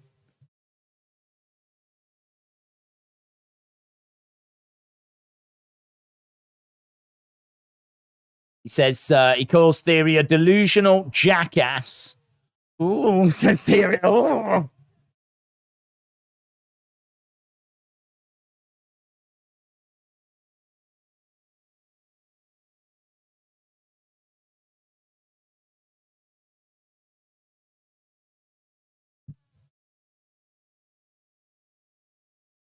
Everything was handed to you.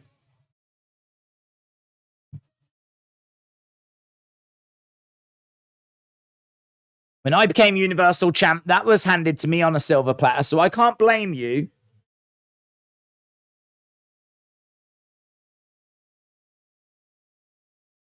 Me and you are opposites. And I couldn't be prouder of that. Kevin Owens says, me and you are opposites, and I couldn't be prouder of that. Are there any reports on Big E? No, nothing. Nothing. I'd love to see him dethrone Roman. That would be cool, but even if he comes back, it's going to take a long time for him to get to singles action, so... See it. I suppose if he did make it back by early 2023, could be looking him against Roman at SummerSlam.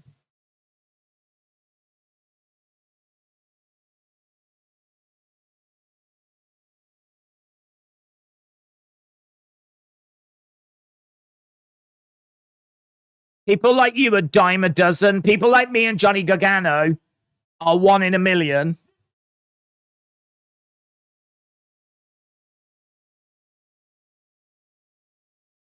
We are the heart and soul of this business. Fired up, Kevin Owens.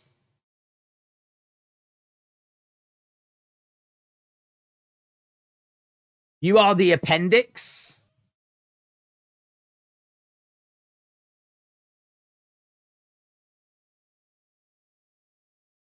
I hope you're everything you claim to be.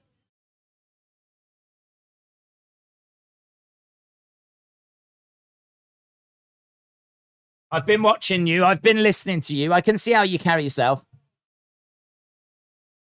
I don't think you've got what it takes. It's a long promo, isn't it? Prove me wrong.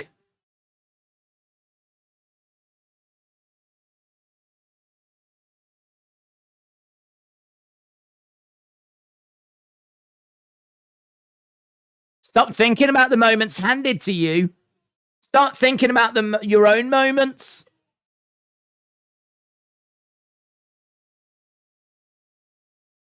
There is like a child being told off.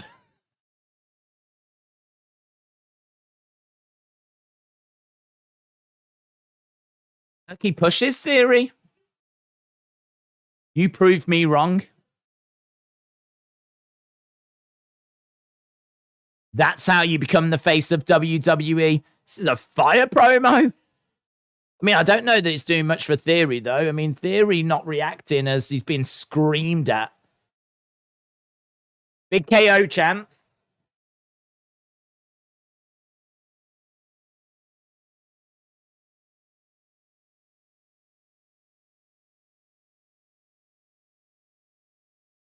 Shows off a bicep. You'll never be like me, Kevin. Great comeback.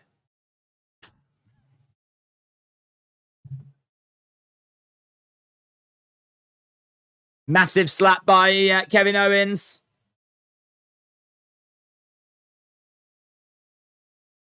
And now they're throwing hands. KO takes down Theory. KO on fire, said Horatio Mind. A magnificent promo, said Supreme Rose. Theory buried again, said Whisperance. Come on, Attitude Era is back, said Mr. Hamilton. That was pure passion from KO, says Scott. Stunner, stunner, stunner. I've not watched WWE in so long. Hunter brought me back, says Ryan. These two brawling away. Big shots coming in. Referees in there to try and separate them. Theory on the outsides. I mean, Theory is starting a fight with Johnny, but he's clearly in something with KO as well. KO collides into Theory. The barricade doesn't break. I thought it was going to. Barricade doesn't break. These two, big shot there by KO.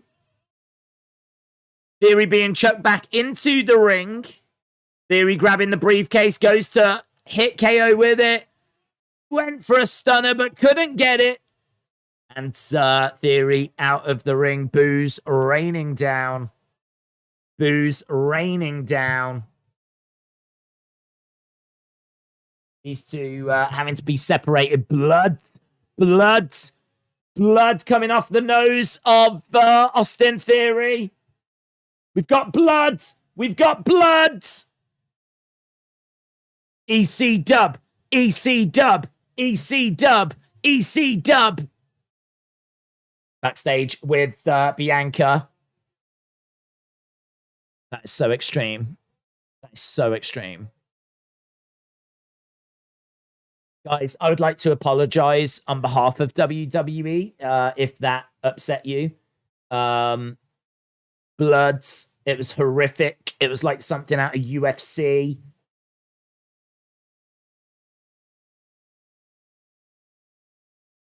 Awful. I'm just seeing a replay now. I feel sick. That is extreme. It's like a flipping death match. WWE bleeds as well. Open challenge equals we have no storylines. No biting. No biting. No, there was no biting. I didn't see any hair pulling. No one threw a chair. Oh my god. Mike says, whoa! Will Theory throw his jersey at Extreme Rules? Throw his jersey? So much blood. The carnage. Theory's nose is broke. I don't know if it was broke. It was definitely bleeding.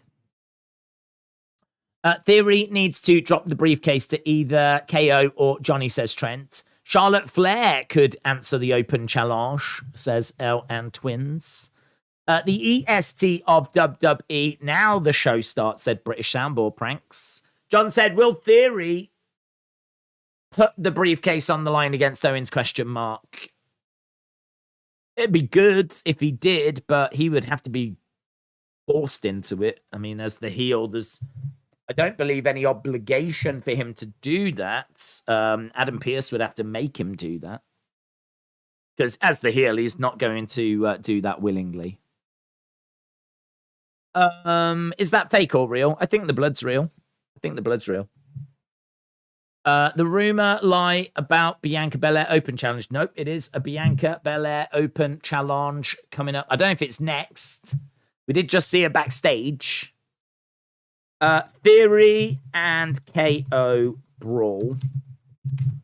Right, we've got an hour and 15 minutes left. We're actually sneaking our way to 2 hours in the show, or almost. Bianca is boring, says Ian Alexander. Bianca versus Sasha, says Tony. Gonna miss the Queen. Feels like losing a family member, says LB. Billy said, I adopted a puppy. His name is Blizzards. Oh. Which replica title should I get? Big Gold or Spinner? Whichever one you feel a biggest connection to be honest. I think whichever one you look at and go, yeah, that's the one. There must be one that you're leaning more towards. Was that a shoot fight? No. Not a shoot fight, but I don't think that he was meant to get the blood.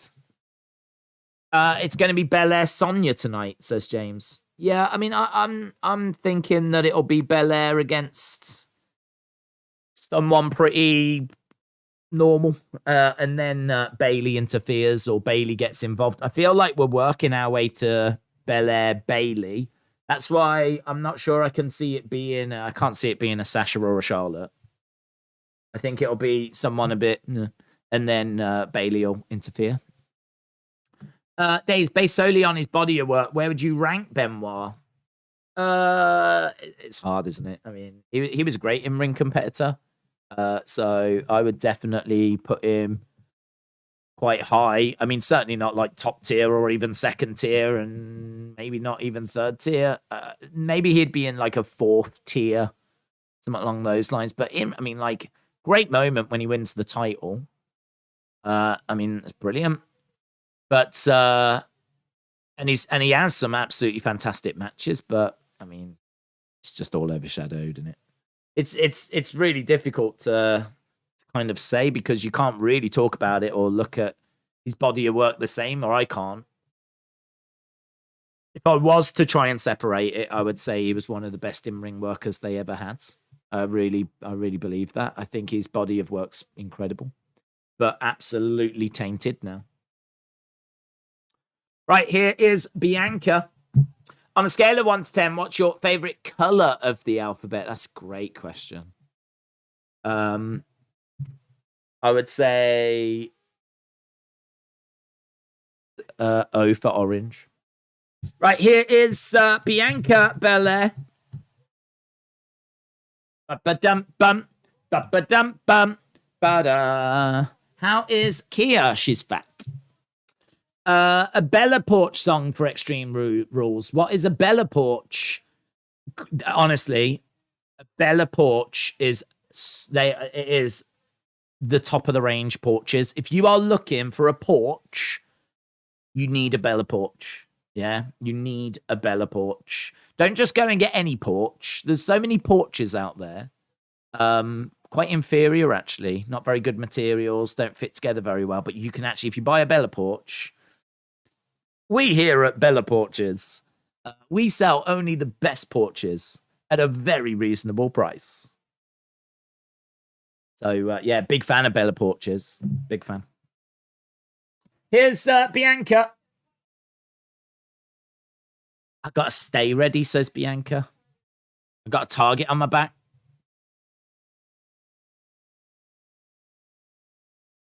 That's why I've decided to issue an open challenge.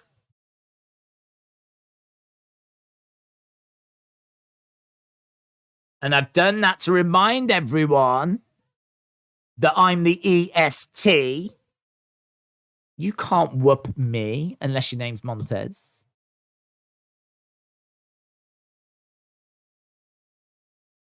If there's anyone back there that wants a piece of the EST,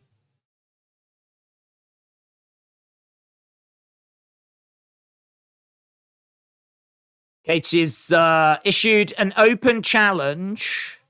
And it is Sonya Deville. Sonya Deville has answered that challenge. Boring, EST, said Erasure Minds. Here is Sonya Deville.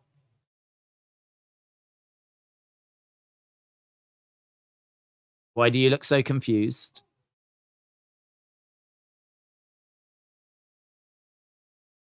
Do you think I forgot what you did to me?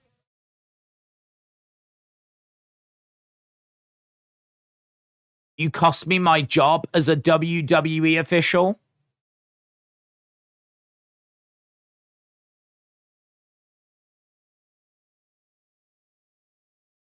Go, go. Shut up. Go, go. Shut up. Let's get it started. So, Sonya answers the open challenge. There's been 0 memorable feuds in this title reign, said Top Tier. Cringe EST, most overrated EST, says Liam. Bianca's segment with Theory and Sonya confirmed. Bianca's entire gimmick is girl and a hairspin, said Whisperance. Right, we are at commercial break. So I am thinking that we get Bayley at some point. It really feels like Bayley is on a collision course with Bianca. Days, will now Bianca hold the belt till WrestleMania? Oh, WrestleMania. Hardinix, Bayley could get it. Bayley's been away for a long time. And Damage Controller got the tag belts. Bayley could get the other belt. I'm gonna say no. I'm gonna say Bayley wins it.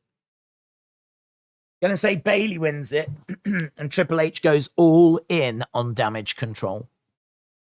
LSW said, I don't think Bianca is boring. I just think she's repetitive, but repetitive can turn into boring, so creative needs to watch that. LB said, I would go to matches dressed as Shockmaster. Yes. And you need to constantly fall over as you're making your way to your seat.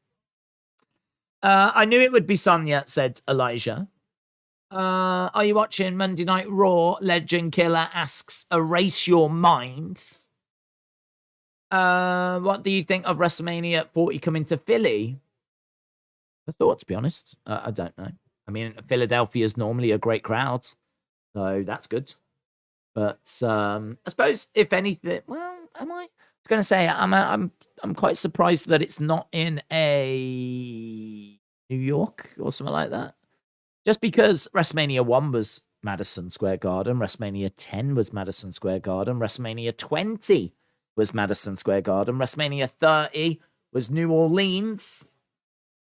WrestleMania 40 being in Philly is a bit unexpected, but I don't mind it because Philadelphia is a great hot crowd, so it should be great.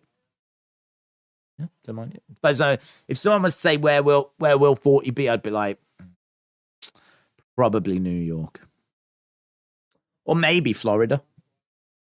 That's their home away from home, isn't it? Really. So yeah, I wouldn't have predicted Philly. Courtney said, people in the chat are jealous of Bianca. One Joy said, what's happening? We are at commercial break, but right now Bianca has issued an open challenge, and that was answered by Sonya Deville. So when we go back, it will be Sonya Deville taking on Bianca Belair. WrestleMania 40 will be amazing. A stellar crowd. Days, I wonder if Zelina was supposed to answer the challenge, but didn't because of the Queen dying.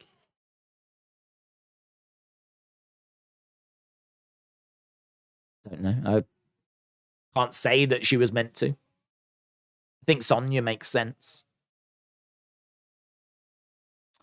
It's Sonya. Not jealous, but months ago, everyone loved Bianca. She's boring and everyone sees it now, says Ian Alexander. Kevin Owens is obsessed with Theory in WWE history right now, says Richard. Bianca, she's getting good reaction from the live crowd.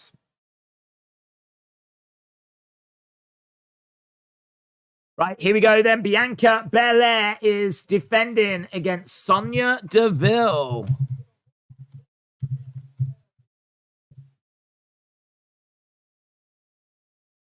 Ding, ding, ding.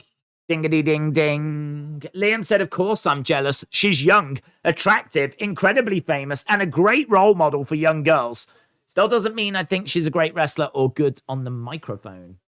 Why would I be jealous of someone who's champion of a predetermined sport, says Dark Angel. Arash Mind said, I saw Bianca being boring about a year ago. Billy said, Blizzard, jump on my bookshelf. I'm impressed he jumped. That's more like a cat thing to do. I don't see Bianca as boring, so I don't know what y'all are watching, says Harith. Jack said, do you think The Fiend will return? I don't know about The Fiend, but I think Bray returns. but I don't think it's anytime soon. Just because I think that if you're bringing him back, you're going to want a big crowd and a big reaction. So I don't see why you would do it on a Raw or a SmackDown. I feel like you would do it at a pay-per-view, and there's no big pay-per-views other than Saudi. So I don't know. I mean, look, you could bring him back at Extreme Rules, but it's a shame that it's not like a big stadium show coming up. I don't know. We've been down this road so many times. I mean, I'm amazed that we're still at the point where people are like, you know, it's Bray coming back, it's Bray coming back, it's Bray coming back. I'm in a way surprised that that hasn't kind of settled down with like how many times we've been down this road. I mean, for me personally, I'm very much getting to the point where I'm like, I'll just wait for it to happen, kind of a thing. But I'm not expecting it anytime soon. As a child, Michael Jackson had worn his hair in an afro, making him look taller. Come on, Bianca Belair, said Legend Killer. Really? It's Sonya, says Liam Gaming. Yes.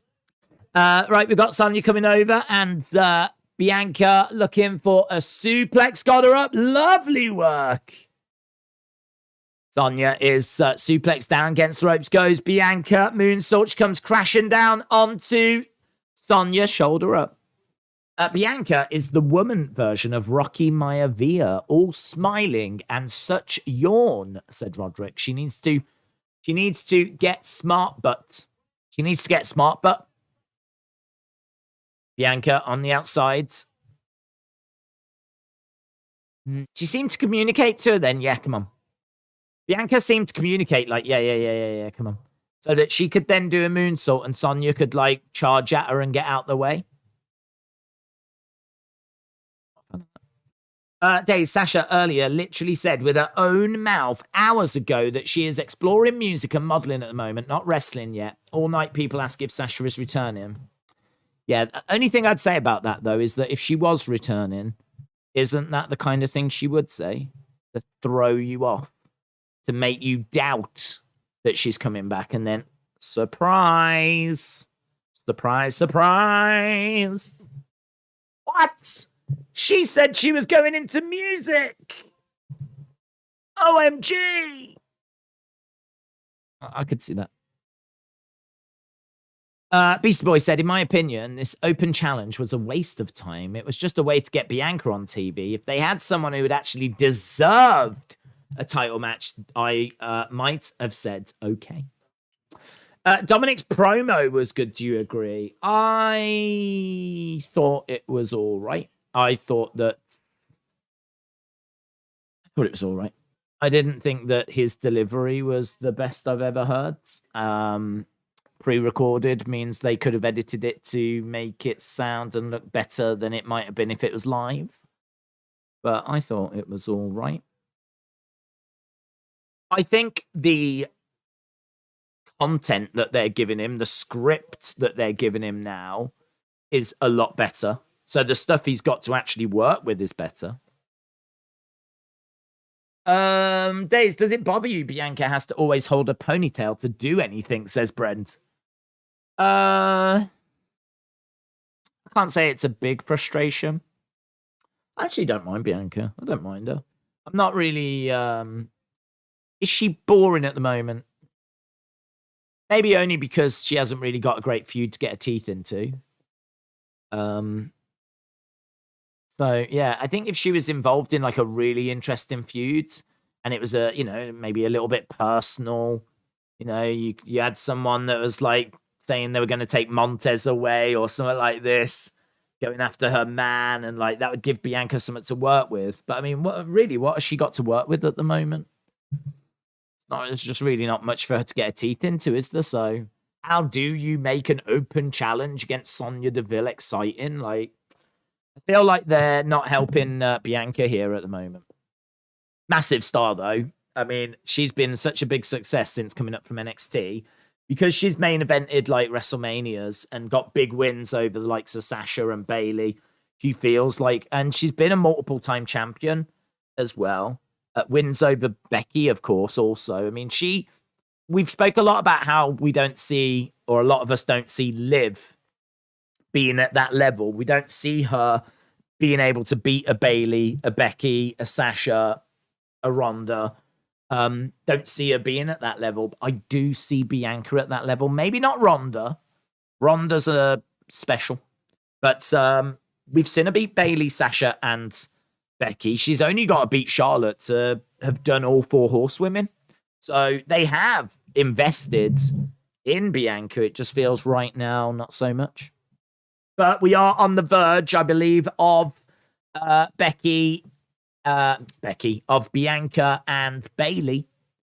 So might be some good stuff that comes out of that. But I do agree, this is not really where it's at, is it? Bianca and Sonya is not really one that's it's going to get the pulses racing. I don't think we see this as really a threat. Imagine if she wins, though. Imagine if Sonya wins tonight.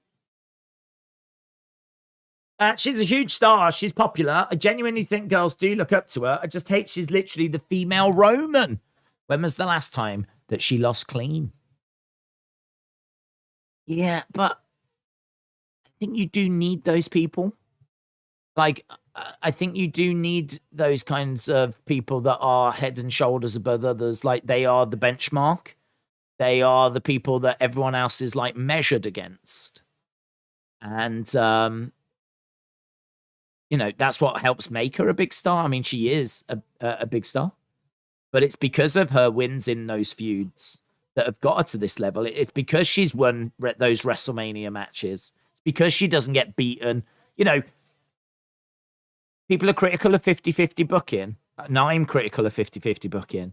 But if you don't have 50-50 booking, what you end up with are people like Roman and Bianca that are invested in. And to be honest, I would take that over 50-50 booking.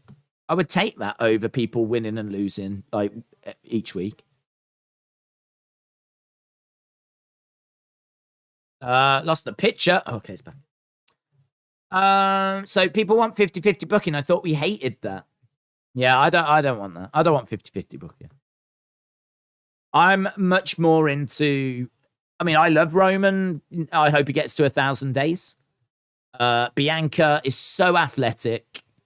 She is, you know, a great role model. I think the hair thing's interesting. She's got a great look as well. She makes her own ring gear. Her ring gear's fun. She's got great strength. I mean, she's got all the skills, man. She's got great stamina. She's picked up wrestling really quick. I really like her. I really like her. I do understand people saying, though, she's gone a bit boring, but that's because, like, they're not giving her anything. You've got to give her something to do. Knee strike by Sonya. Kick out by Bianca. We didn't talk about her mic work, says Ian. Her mic work is average. I think that there's worse. There's better. There's worse. I think that's something that she can improve. I mean, she's not the finished article by any means, and she can continue improving, but look at the skills that she brings. You know what I mean? She's attractive, she is athletic, she is like got amazing strength, great cardio. I think she was like a CrossFit champion. And like in athletics and everything, and don't know, man, she's just seemingly got it all. But yes, I would agree. Her promos need developing. They've got to give a better creative. I know I keep coming back to it, but they've got to give a better creative. And someone will beat her eventually. And it might even be Bailey. Whether that'll be clean or not, I don't know. Roll through. She beat Bailey, Hell in a Cell. I thought she was better as a heel in NXT, said Top Tier. I think she can work both. I think it's her promo skills. Give her a challenge. I don't think, and I could be wrong, but I don't think people hate her. I think the argument is that people just find her boring. But as I said, if you give her better creative, that might fix that. 1, 2, Shoulder up by Bianca. Bayley challenges Belair to an Extreme Rules match for the Raw Women's Championship. That could be fire, man. Could you imagine an Extreme Rules Bayley-Bianca match? That could be fun. I'm down for that. I'm definitely down for that. Come on, Bianca said Legend Killer. If you could get one legend to return, who would it be?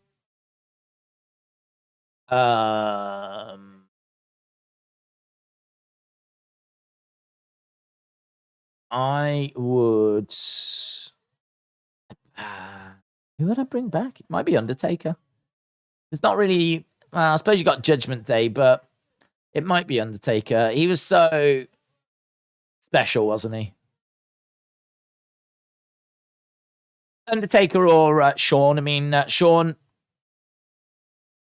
Wow, Shawn could have incredible matches with AJ and Johnny and Kevin. So Shawn would be amazing. KOD connects. 1, 2, 3. Bianca wins. Bianca wins. Right, I'm expecting, hey, Bayley. Ooh, ah. Is she going to come out? Is she going to show herself?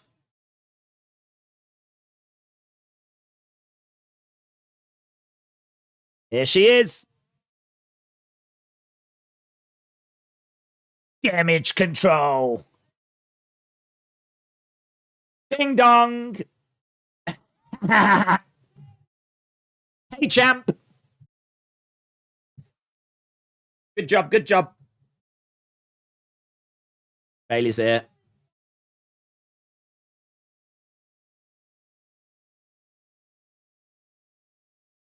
I know you was inspired.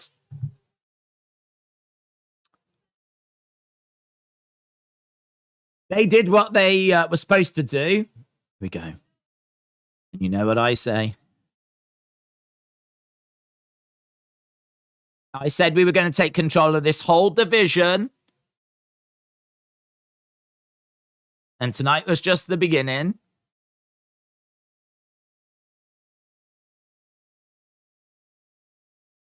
Jester, shout out to you.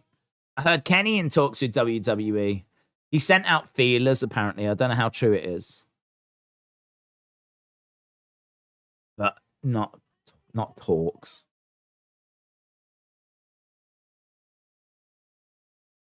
Okay, so Bayley is cutting a promo on Bianca at the moment. Bianca. Let's be truthful to all our beautiful fans.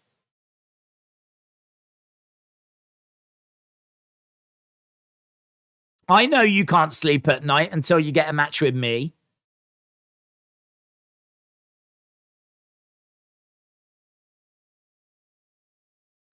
I'd be embarrassed if I was you.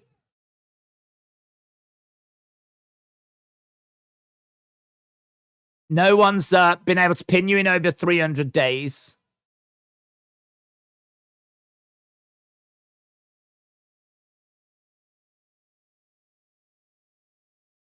There's people coming around the ring. I just saw someone in the background.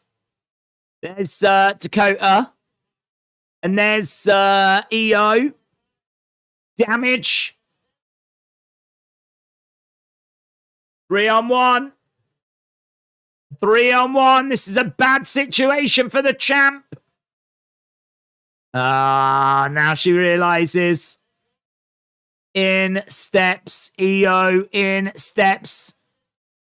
Dakota in steps. Bayley, they've got her surrounded. She wallops EO. She wallops Bayley, but did Dakota start hitting on Bayley for a second? Maybe not. Maybe it was just the camera angle. It looked like Dakota started hitting Bayley. Here's Asuka and Alexa. Asuka and Alexa coming down to try and even up the scores. So now we've got big knee strike by Asuka. Bayley is pounding away on Bianca. She turns around and sees Asuka and Alexa. Oh dear, oh dear. Yeah, now it's Bailey that's surrounded. Asuka, Alexa, Bianca surrounding Bailey. Bit weird, isn't it? See a heel in this situation. Goes against the ropes. Gets slammed down. Tell you what, with those boots on, if she had delivered a kick then, that could have been vicious. If she'd come off the ropes and delivered like a claymore or a brogue, that could have been horrific with the shoes that she's got on. Why didn't she do that? Why didn't she do that, silly Bailey? Women's division needs Charlotte. Boring, said Hagen-Dazs. Didn't we already have this match? We did, yeah.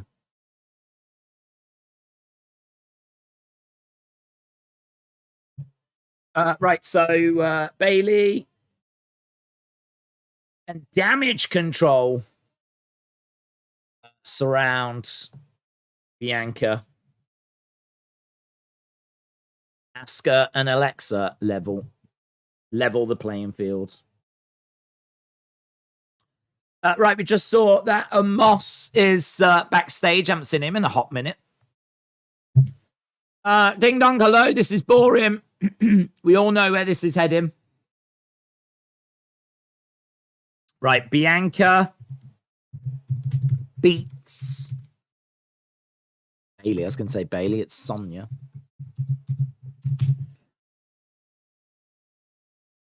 Boom. Amos and Via tag team, anyone said Whisperanst. Harif said it's not the same without Charlotte. Billy says goodbye. Goodbye, Billy. Delfino! Yeah! Take your hat off, Days.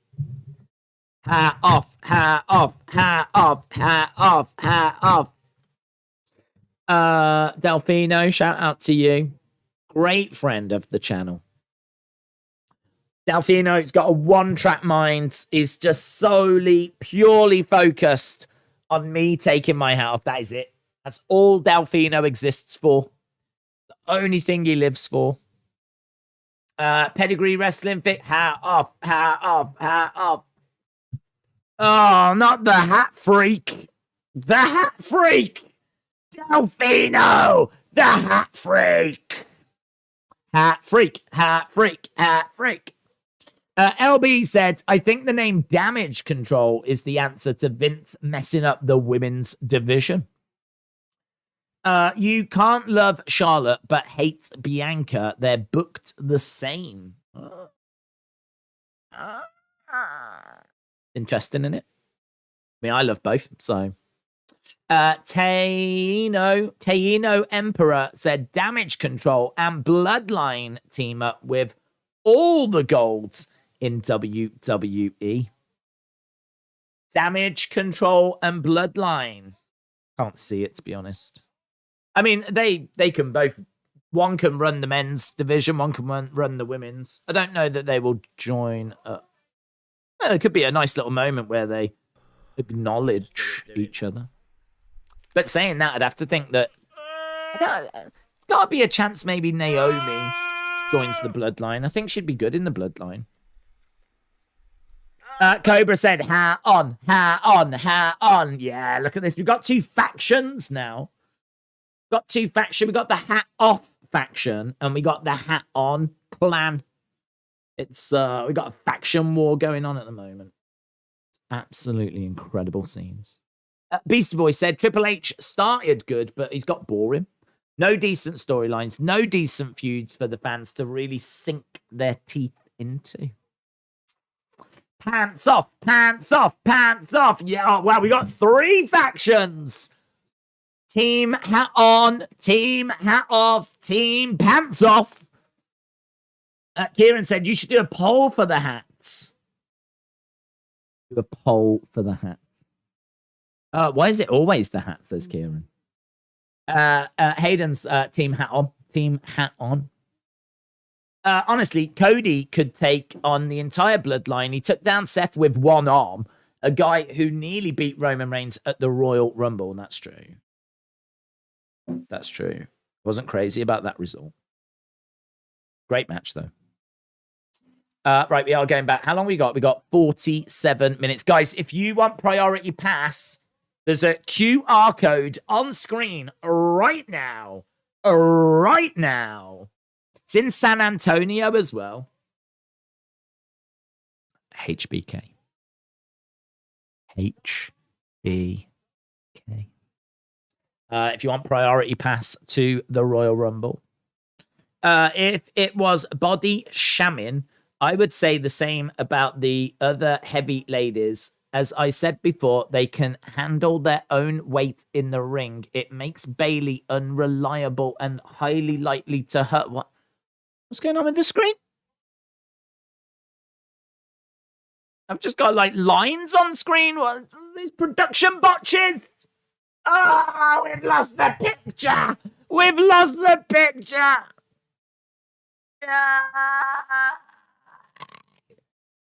Fiend confirmed. Fiend confirmed. It's Wyndham. It's Wyndham. Oh my god, it's Wyndham. It's Wyndham. I'm gonna throw up. I'm gonna throw up. Oh my god, it's the Fiends. And his name is Jeff. His name is Jeff. Oh my god. Oh my god.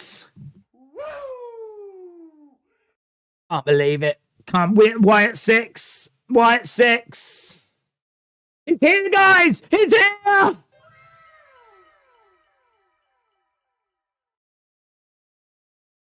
He's dressed up like one of the cats out of the film Cats. Absolute scenes. It's going by the name Puss McGrew. Puss McGrew is here. Oh my god, I can't believe it. This is going to break the flipping internet. Taino Emperor said Damage Control versus Bloodline at Crown Jewel. Emperor, we've got much bigger developments right now. James said, at least it's only a moss. Bray is back. Bray is back. It's been one of my favorite parts of the show. What the flip? God, even the TV doesn't want to flip in deal with a moss. Even the TV's like, nah, I can't be doing with this. Triple H has gone too far. Too flipping far. Tech issues. Someone tell me what have I missed? You've missed the Fiend. The Fiend. Cobra said, I love watching the BT Sport logo. It's the best. It's the best. Adverts again. Adverts. Retribution are back. Ashton's like, Vingy said, it was Wyatt 6. My TV is gone, said Dave Meltzer. Oh my god, even Dave Meltzer can't watch. How's he gonna score this a Moss? How's he gonna score this a Moss match if he can't watch? Corrine said, no freaking way, the Fiend is back. Oh my god, it's absolute carnage. Kids are cheering. Kids are cheering. And his name is Jeff. His name is Kev. Oh my god. And when he came walking out, it was like, it was exactly like that. It's absolute scenes. Oh, hang on, no. No, sorry. It wasn't actually. Oh, that's awkward. No, my bad. We've just gone back. It's just an Amos match.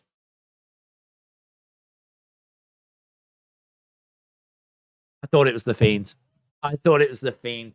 Ah, damn! It was a Moss. Great match. Great match. He beat up 2 people.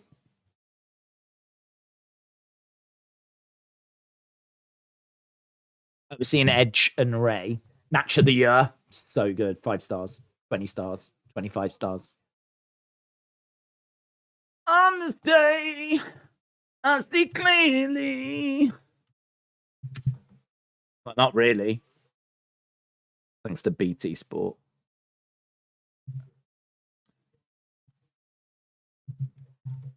Deep down inside, you know this needs to happen, says Edge. If someone's going to, isn't it better that it's me? This match is happening, Ray. I'll apologize now. I tell you, Ray is just thinking, how am I... Yes! Commercial break again! Come on! Yes! Come on, kids! No, wrong button. Yeah! Commercial break, commercial break, commercial break, na na na na na na na na na na, commercial break, commercial break, commercial break, na na na na na na na. That'd be good, wouldn't it, if you had a wrestler called Commercial Break? Commercial break. Commercial break. Commercial break, commercial break. Commercial break. Na na na na na na na na na na. I love commercials. A Moss for world champion. Legend Killer, shout out to you. Monday night commercials. Commercial break. And Bron Breaker. The Break Boys. The Break Boys. Watch out, the Break Boys are coming. Commercial break, commercial break, commercial break, na na na na na na na na na na. Kieran said, what role would you like to do in WWE? I would like to be the man that turns the showers on in the ladies' locker rooms. I think that's a job. I'm not sure. Hello, madam. What temperature? No problem. Let's get my thermostat. There you go. Yes, please step on through. Any clothes you need me to take for you? No? Oh, you've slapped me in the face. Okay, thank you. I'll show myself out. Apparently that's not a job. Turns out that's not a job. I was highly qualified for that position as well. That Sonya match was terrible. That is not how thermostats work. Shut up. Whisper, shut up. What are you on about? Not meant to rumble me before it's even started. It's like being a robe carrier as they get into the shower. Yes. You get them in all fairness, in men's bathrooms here in the UK, if you're in a club, you'll go in and there'll be a guy there with like some aftershave and he'll be like, you want some aftershave for the punani? Some aftershave for the ladies?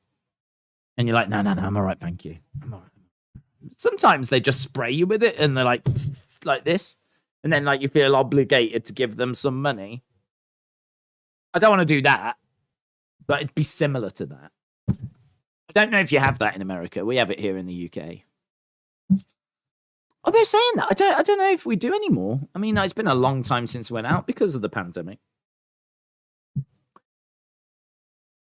Panani. We're back from commercial break. Yes.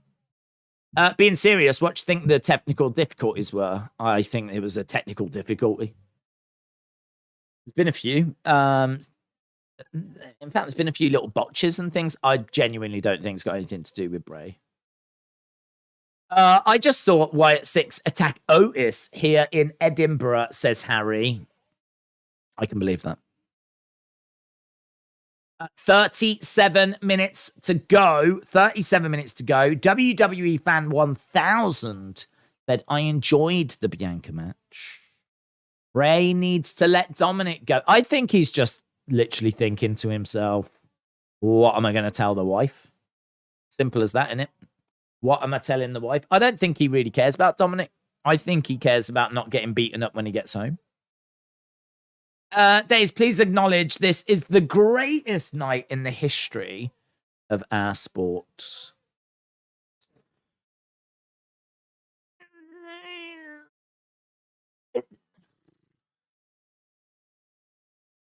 The more things change, the more they stay the same.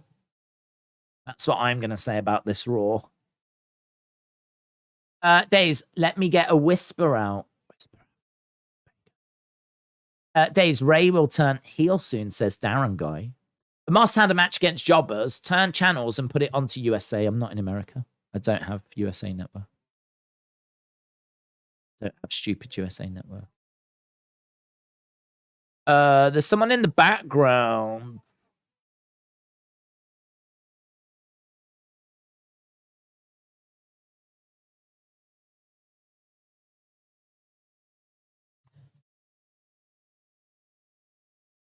Just seeing Seth.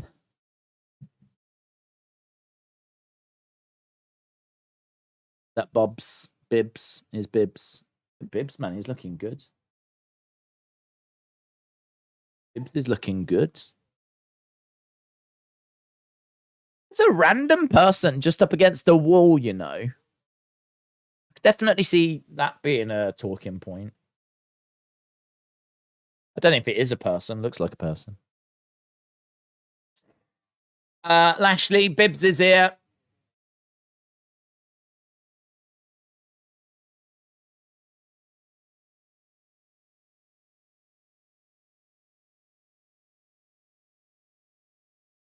You've got no brains. We've got Seth and Bibbs right now. That's not exactly the title I was talking about.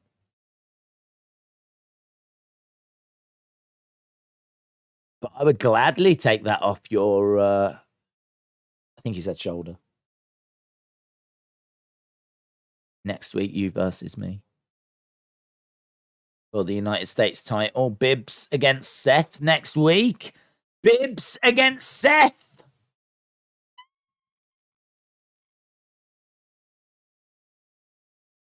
Even I was surprised at that noise. Let's fight about it. So, Bibbs versus Seth next week. Beep, beep. Oh my God, that person's gone.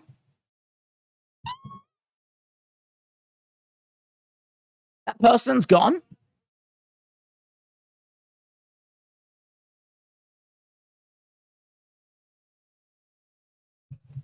That person went. We'll have a look at that in the review. Hopefully I got screenshots of it. Where did the person go? I know the person went. That person did go. We're seeing Miz. Do you know what? They didn't need to show us those two shots. They didn't need to show the person being there and then the person being gone.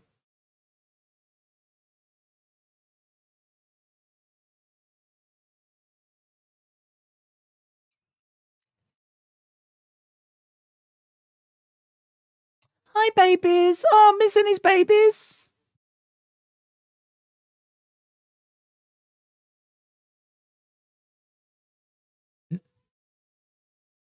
Oh, missing his girls. There's Marie.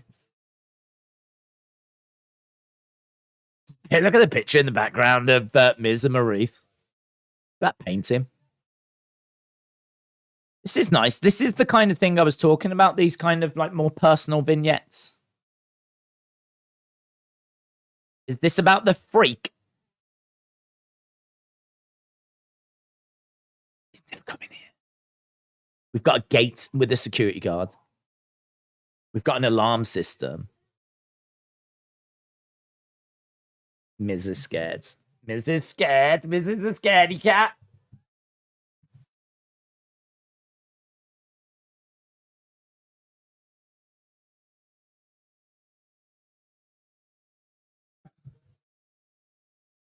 The guy's wearing shoes in my house.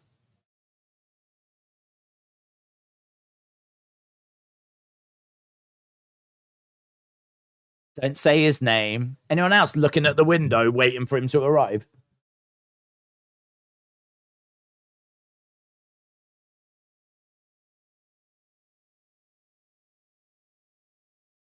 I had to have a police escort to the arena.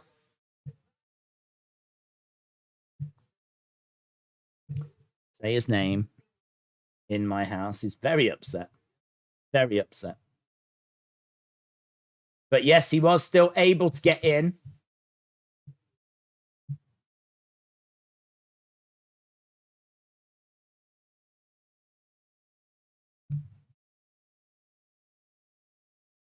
I don't want to talk about it. Miz is not dealing with this very well.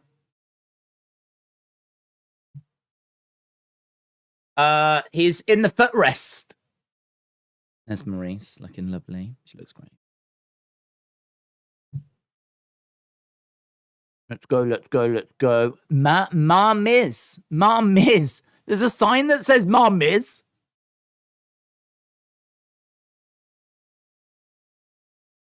It's a lovely house. Manor Ma Miz. For Maurice and Miz. Manor Ma Miz. Wow.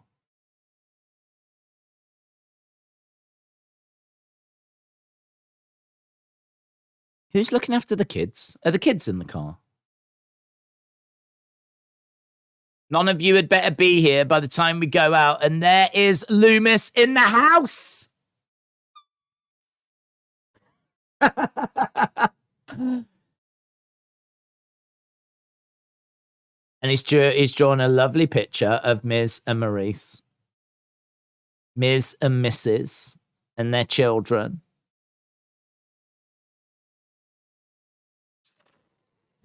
He's in the house drawing pictures. In all fairness, that is a great picture. It's a great picture. I mean, if anything, it's worth him breaking in if he's going to leave that for them. That'll look in a frame on the wall. That'll look great. That will look great. If I was Miz, I'd be like, look, give me that picture. Say no more. That is absolutely disgusting. I want to have a look at this stuff in the background because little bit weird. Just a little bit weird. Might be nothing. Probably nothing. Worth mentioning because it's a little bit weird. Right, let's go over here. Hope. All right, that's no one there. Is that someone there? Someone. So it could be absolutely nothing, but this was just something I noticed in the background. The camera, when we first see Seth, if you actually look to the right, you can see a very interesting person just standing seemingly on their own. And I don't know, again, it could be nothing. There's people always in the backgrounds of these kind of corridor promos, but you see someone seemingly a decent size standing on their own against a wall. The light is right on them as well. I mean, I feel like it could be a coincidence, but I don't know. As soon as I saw it, it really jumped out at me that someone was there, and I wanted to see, obviously, how it was going to develop. What happens is we actually cut away, and then Seth starts talking to Bobby Lashley. They actually make a match for next week. It will be Seth against Bobby for the United States Championship.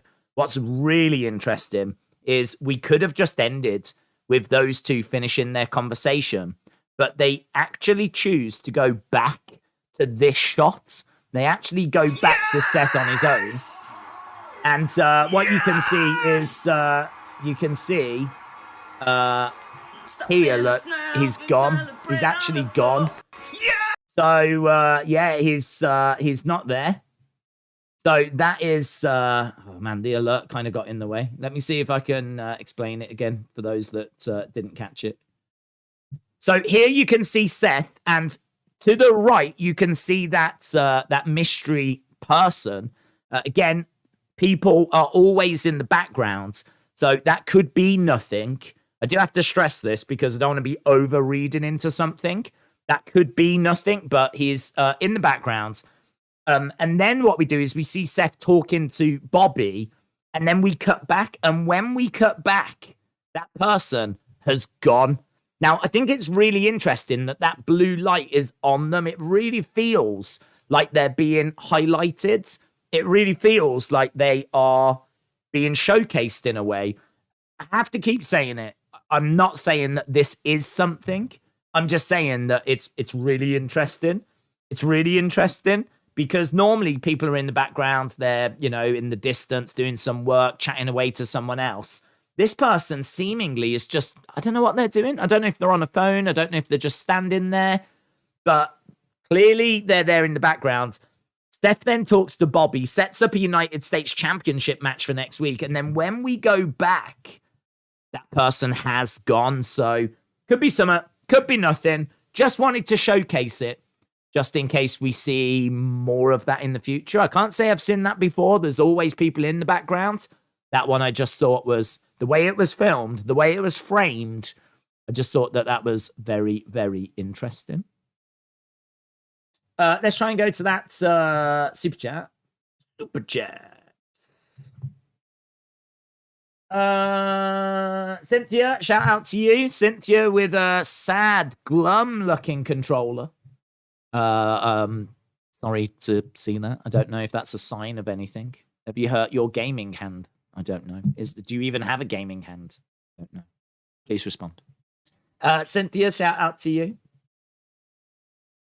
We are back. How long have we got left in the show? We got 25 minutes. 25 minutes left in the show. Oh, got to turn it off mute.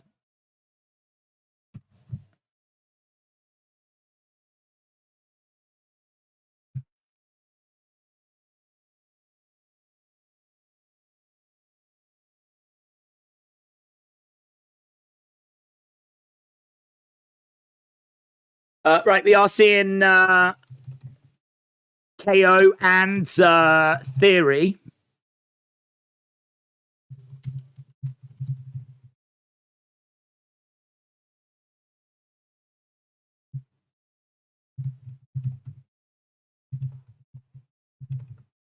In all fairness, I mean, Seth Rollins is someone that Bray, if it was to be Bray, has had a history with.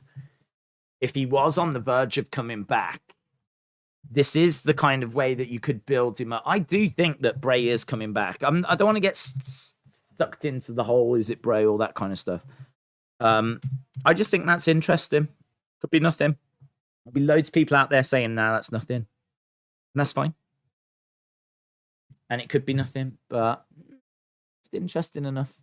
It's interesting enough for me to go, okay, I see you. I see you, random stranger in the background. Right, we're just looking at what happened earlier in the show. Between Kevin Owens and Theory. We've got just over 20 minutes. Just over 20 minutes. And then we will be doing our post-show review. Why are we watching a 5-minute segment after a break? Good point. Don't know. Storm's Magic said, this is the worst Raw I've seen in the past 5 years. Tony said it was the Blue Meanie. Blue Meanie confirmed. I mean, if you're bringing Meanie back, that is absolutely how you would do it. Absolutely how you would do it. That is the level of respect and exposure that the Blue Meanie deserves in 2022. We're just seeing the blood on the face of Austin Theory.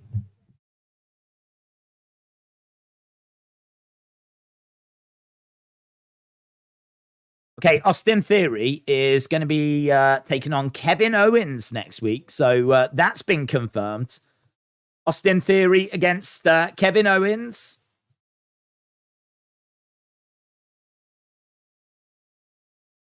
think you know me. Right, time for Edge. Time for Edge. On this day, I see clearly. Edge making his way down.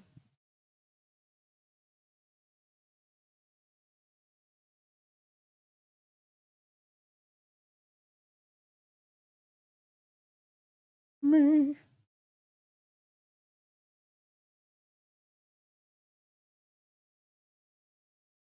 Okay, Edge making his way down. Obviously, Edge against Dominik.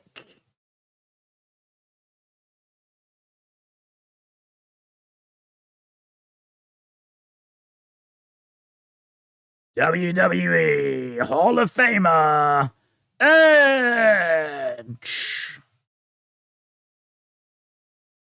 I'm loving that person dressed as Dusty. Edge, baby. I wish Edge was still in Judgment Day, says D. The constant complaining is why Vince used to say fans don't know what they want. No matter what you give them, it's never right. Yeah, I mean, I think the truth is there's no way of pleasing everyone. And everyone's looking for slightly different things from wrestling and from WWE. So I think, Vince was probably right to just do what he felt was the right way forward and do what he felt would please the masses. And he did not get that right all the time, far from it. But I think what he did do is he gave everyone moments that they enjoyed and gave everyone moments that they could appreciate. But it's just, you're never going to please everyone all the time. Like, that's impossible. And I don't think that Triple H will even try to do that, to be honest. Here is Dominik Mysterio. You can't please people all the time. No.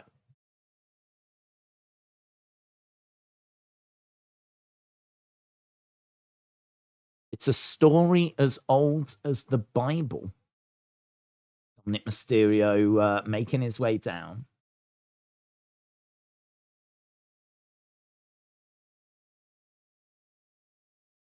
If he wants to keep out of Ray's shadow, why is he using a remix of his theme?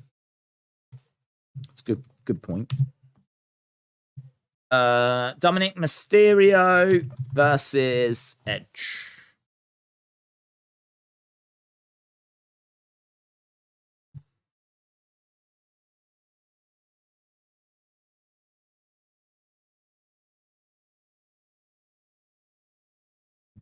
Okay, so Edge and Dominik is coming up. Someone needs a haircut. He's going for that Eddie mullet look, isn't he? Eddie's son. Everywhere had technical difficulties, not just BT. I think it was just the main feed then, to be honest. I don't think the technical difficulties or anything to do with anything. Could be.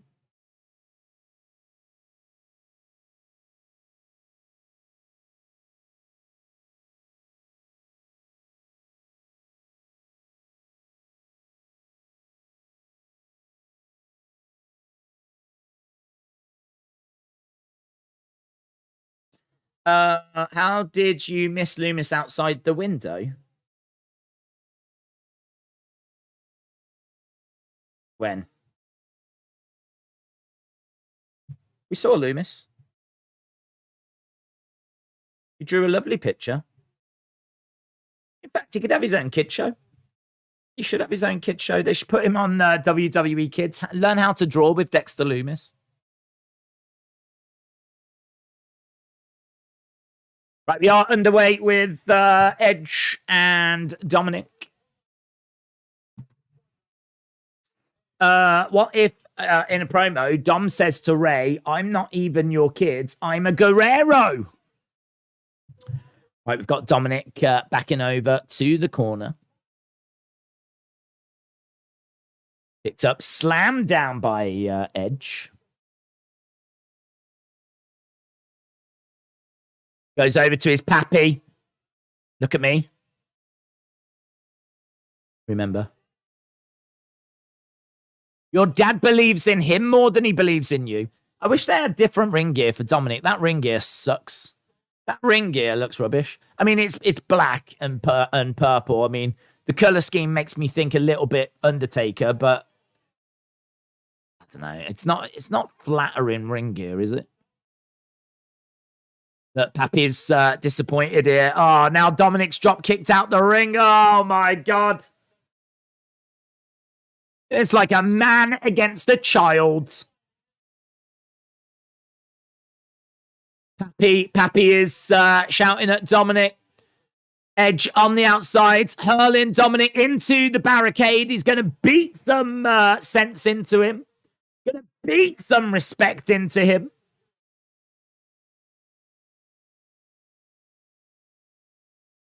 Face first into the barricade. There's Tugboat!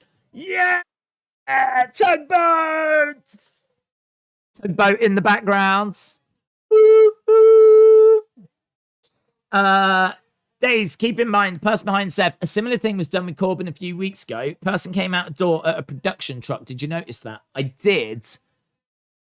I didn't think that one was anything, though. I just thought that was someone coming out of the production truck. This one was someone just randomly standing halfway down a corridor in a light. Someone walking out of a production truck. I can believe that that would happen. Tugboat, man. The tugboat's sick. Go on, Tugboat. Go on, Tugboat. What if Tugboat jumps the barricade and becomes a new superstar? Known as the new Tugboat. Tugboat 2.0. New Boat is known as New Boat. Tugboat, Tugboat, Tugboat. Dominik hurls Edge into the ring steps. Edge grabbing a hold of his leg. Sonny said, I was the person in the back. Oh, Sonny. Can you stop pranking us then? Because everyone's looking into these background things, and that's just not very nice. Thugboat. Yes, Tony.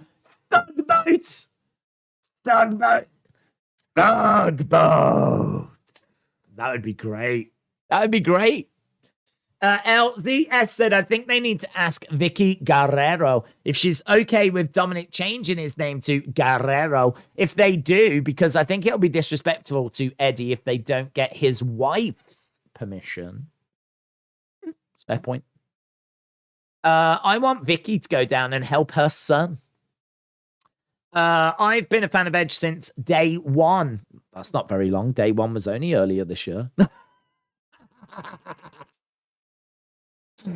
Why are they jobbing Dom so hard? Your mic's been cutting out on signature loud exclamations. Yeah, I got told how to fix it, and I just haven't had a chance to do it yet. So I will look to do... Actually, scrap that. There should be a new microphone coming this week. I'm so sick of this microphone now. So there is a new microphone on the way. It's going to revolutionize the sound. It's going to revolutionize it. Leveling up. Larry said Vicky will come out, walk up to Rhea and say, yes. WWE Fan 1000 said Vicky Guerrero would just shout, I said, excuse me. I hope so. Days, will we be giggling and dishing on everyone after the stream as usual? I like to wear a red mankini. Oh, yeah, definitely. The longest tennis match lasted 11 hours, 5 minutes at Wimbledon in 2010, says Coach Co. Dean said, what's your favourite promo of all time? My favourite promo of all time is Dominik earlier today when he sat down in the dark. That's my favourite promo of all time. Either that or Hard Times, baby. Hard Times. Reach out your hands and touch my hands. Dusty Rhodes. Dom could be Vicky and Edge or Dolph's son. Days, I'm sorry, I was trying to get inside information. Okay, I forgive you. Sasha said she wants to start directing music videos. Snoop could get into that with his connections. Looks like she might not be ready to return. Thoughts? My thoughts are what I said earlier. I mean, it could be true, but equally, it might not be true. I mean, if she wants to go off and do that, fine. But equally, if she's on the verge of making a return, it's a great way of throwing people off the scent, isn't it? Oh, I'm not coming back to wrestling. I'm going to do music videos. And then boom, she comes back to wrestling. I don't know. Hard to know how much you can believe these people. They're habitual liars, wrestlers. So can't believe anything they say. Mine is Macho Man Cream of the Crop, says Eli Baker. It makes me think Michael Cole had called Corbin a buzzard. The next week, a person was seen behind Corbin, and now Seth. Dolph has said whole world in his hands. Yeah, but then that all stopped. Stopped, didn't it? They did that about 3 weeks in a row. We had buzzards. We had world in his hands. We had another one as well. There was a third one, which I can't remember. Full Circle. Full Circle was mentioned, I think. So there was like 3 shows in a row, and then seemingly nothing else that's been Bray related. So, I don't know. I don't know. It's interesting enough for me to highlight it, and it's interesting enough for me to go. Could be something. Could be nothing. It's like many things. Could be something. Could be nothing. Hey guys, this has happened. Make of it what you will. Dolph just super kicked Dominik. Edge spears Dominik. Personal favorite was light that blunt up and say, says Larry. The pig boy, says Tony. Days, I think it's time you admit that you are secretly Wyndham. Oh. Think it's time. I don't think it's time. Not yet. Got to tease it a little bit more. It was me all along.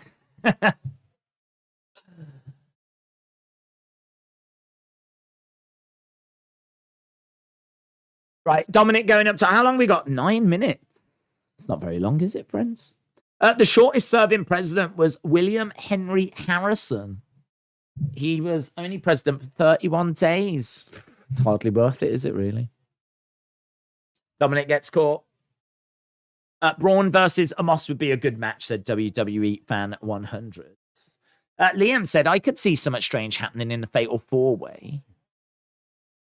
Days, it could be, but when would you bring her back? You said Clash, tonight's Raw, Extreme Rules. Well, I said Clash. I said that you could pencil in tonight's Raw. I wasn't 100% certain on tonight's Raw. I just thought that, well, there's a chance you get new champs. They're gloating about it, and boom, here's Sasha Naomi.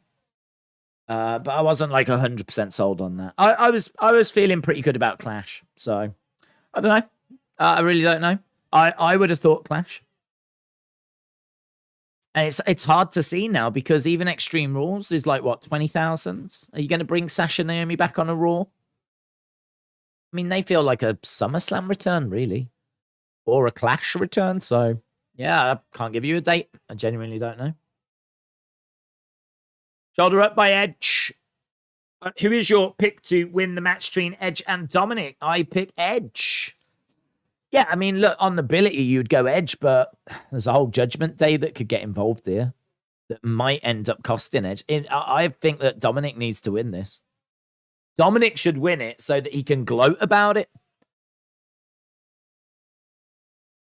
He could then go around and call himself the Edge Killer. Dominik goes into the ring post. Have you ever stepped on your cat? I don't have a cat. I saw your application for Love Island. I'd be great on that show. I'd be the down-to-earth normal guy that's actually got like a personality. but would go out in the first round because I look like a bin bag. Clothesline by Edge. The Edge Lord, said Whisperanst. 1, 2, kick out by Dom. Bang, bang, bang, bang. Dom throwing in some big strikes on the knee of Edge. I agree, Dom should win. We needs to have actual singles win, said WWE fan. Eli Baker said, where's your dog? Probably eating. Probably eating. She's fat dog. I'm not someone that enjoys fat shaming, but I will do it when it comes to animals. Hippos, fat. Elephants, chunky. Rhinos, could do with some more exercise. And don't get me started on blue whales. Jokes. Edge in the corner. Getting ready to spear Dominik.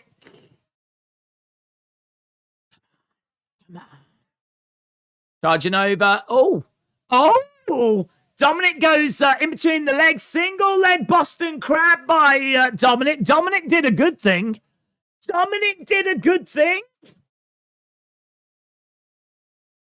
He managed to go in between the legs of Edge. Reverse a spear attempt into a single leg Boston. And it's on deep as well. It's on deep. Oh my God. I tell you what, if Edge taps out to Dominik Mysterio, he should be taken out of the Hall of Fame. How can you be a Hall of Famer and tap out to Dominik Mysterio? Immediately kicked out of the Hall of Fame in shame, just like Hogan in 2015. Kick out by Dominik. Dominik charges over, gets hung up on the top rope. Nice reversal, says Ruby. Yeah, gotta give credit where it's due. Oh, Dominik's tied in the ropes just like Andre the Giant. Edge. Bang, big strike. Another shot coming in. How can you do that, Edge? Surely, aren't you looking at him and seeing that boy that you used to play games with backstage when he was young? I would have thought Edge would have like gone for it and been like, and just not been able to do it. But no, he loves it. Woo! He's having a great time. Beating up this kid. Beating up this kid. Na na na na na na na na na. Boom. He's loving it. Going over. Ray is in. Ray's like, no, hombre. Don't do it, amigo. That's my son. Oh, Ray and Edge. Oh, Ray gets tripped by Damian Priest. Damian Priest. In comes Finn. What's happening? Right. Oh my God. I don't even know what's happening. He's got an eye patch on. Has Balor got an eye patch? Is Balor slowly turning into a pirate? No, he hasn't. I thought he had an eye patch. It's just the shadow of his bandana. He's got it like this.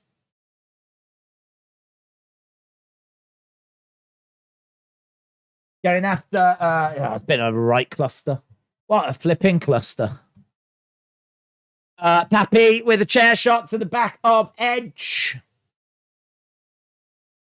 Edge is down. Dominik doesn't look brilliant in this, does he? Tied up in the ropes. Go on, Dominik. He's got the chair. Boom! Yeah! Walloping him with the chair. Look at the chair. The chair is breaking. He's walloping the knee of Edge. Judgment Day standing over Edge. Ray was thrown into the commentary area. Chair's being set up.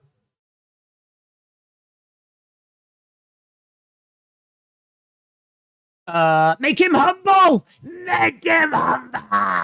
Yeah. Oh, God, oh my God. Oh, that was sick. I thought his leg was broke, man. They put his, oh my God. They put his leg on the chair. He coup de grace his leg. His leg was on the chair. He coup de grace onto his leg. I thought that was bust.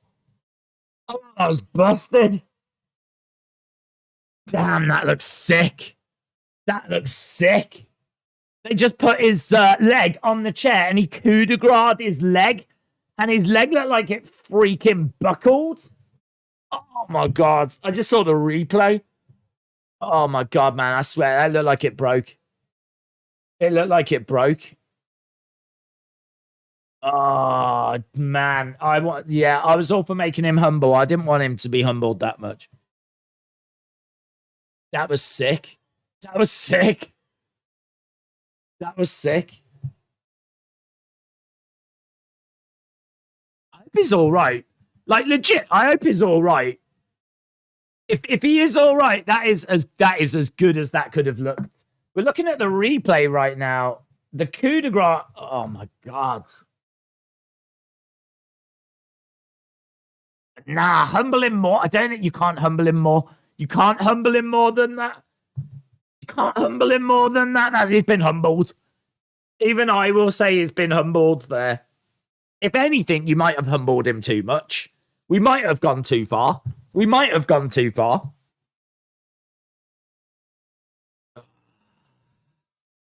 I'm not sure that went right. He might be hurt, says Ian. That was brutal. But it got some good. It was sick. It was so good. As long as he turns out to not actually now. If he's injured, then that was stupid. But if he's not, then that's as good as that could have gone. Ooh. Erase Your Mind said, Edge, get the Fiend. Yeah, he's only backstage. He's only backstage. Go and get him. He's just hanging around in corridor board. Go and get him. I can't believe they cut the feed right before Judgment Day sang Sweet Caroline, said Wrestle with Andy. Sweet Caroline, don't go breaking my leg. I couldn't if I tried. Yes. Who do you think's going to help Edge and Ray? A doctor, by the looks of it, after that. It's a medical facility. We can now say hospital, of course. Where's Beth Phoenix at? Probably shopping. I give Raw an 8, says Common Life. Well, I tell you what, I need to go. But appreciate the support. Appreciate everyone joining us. Hope you enjoyed the show. We will be back in about 10 minutes, maybe a bit longer. But around that kind of ballpark. We'll be back with the post-show review. And you can share your thoughts over there. Awesome. Thanks for watching. I'll see you in a bit. Bye for now.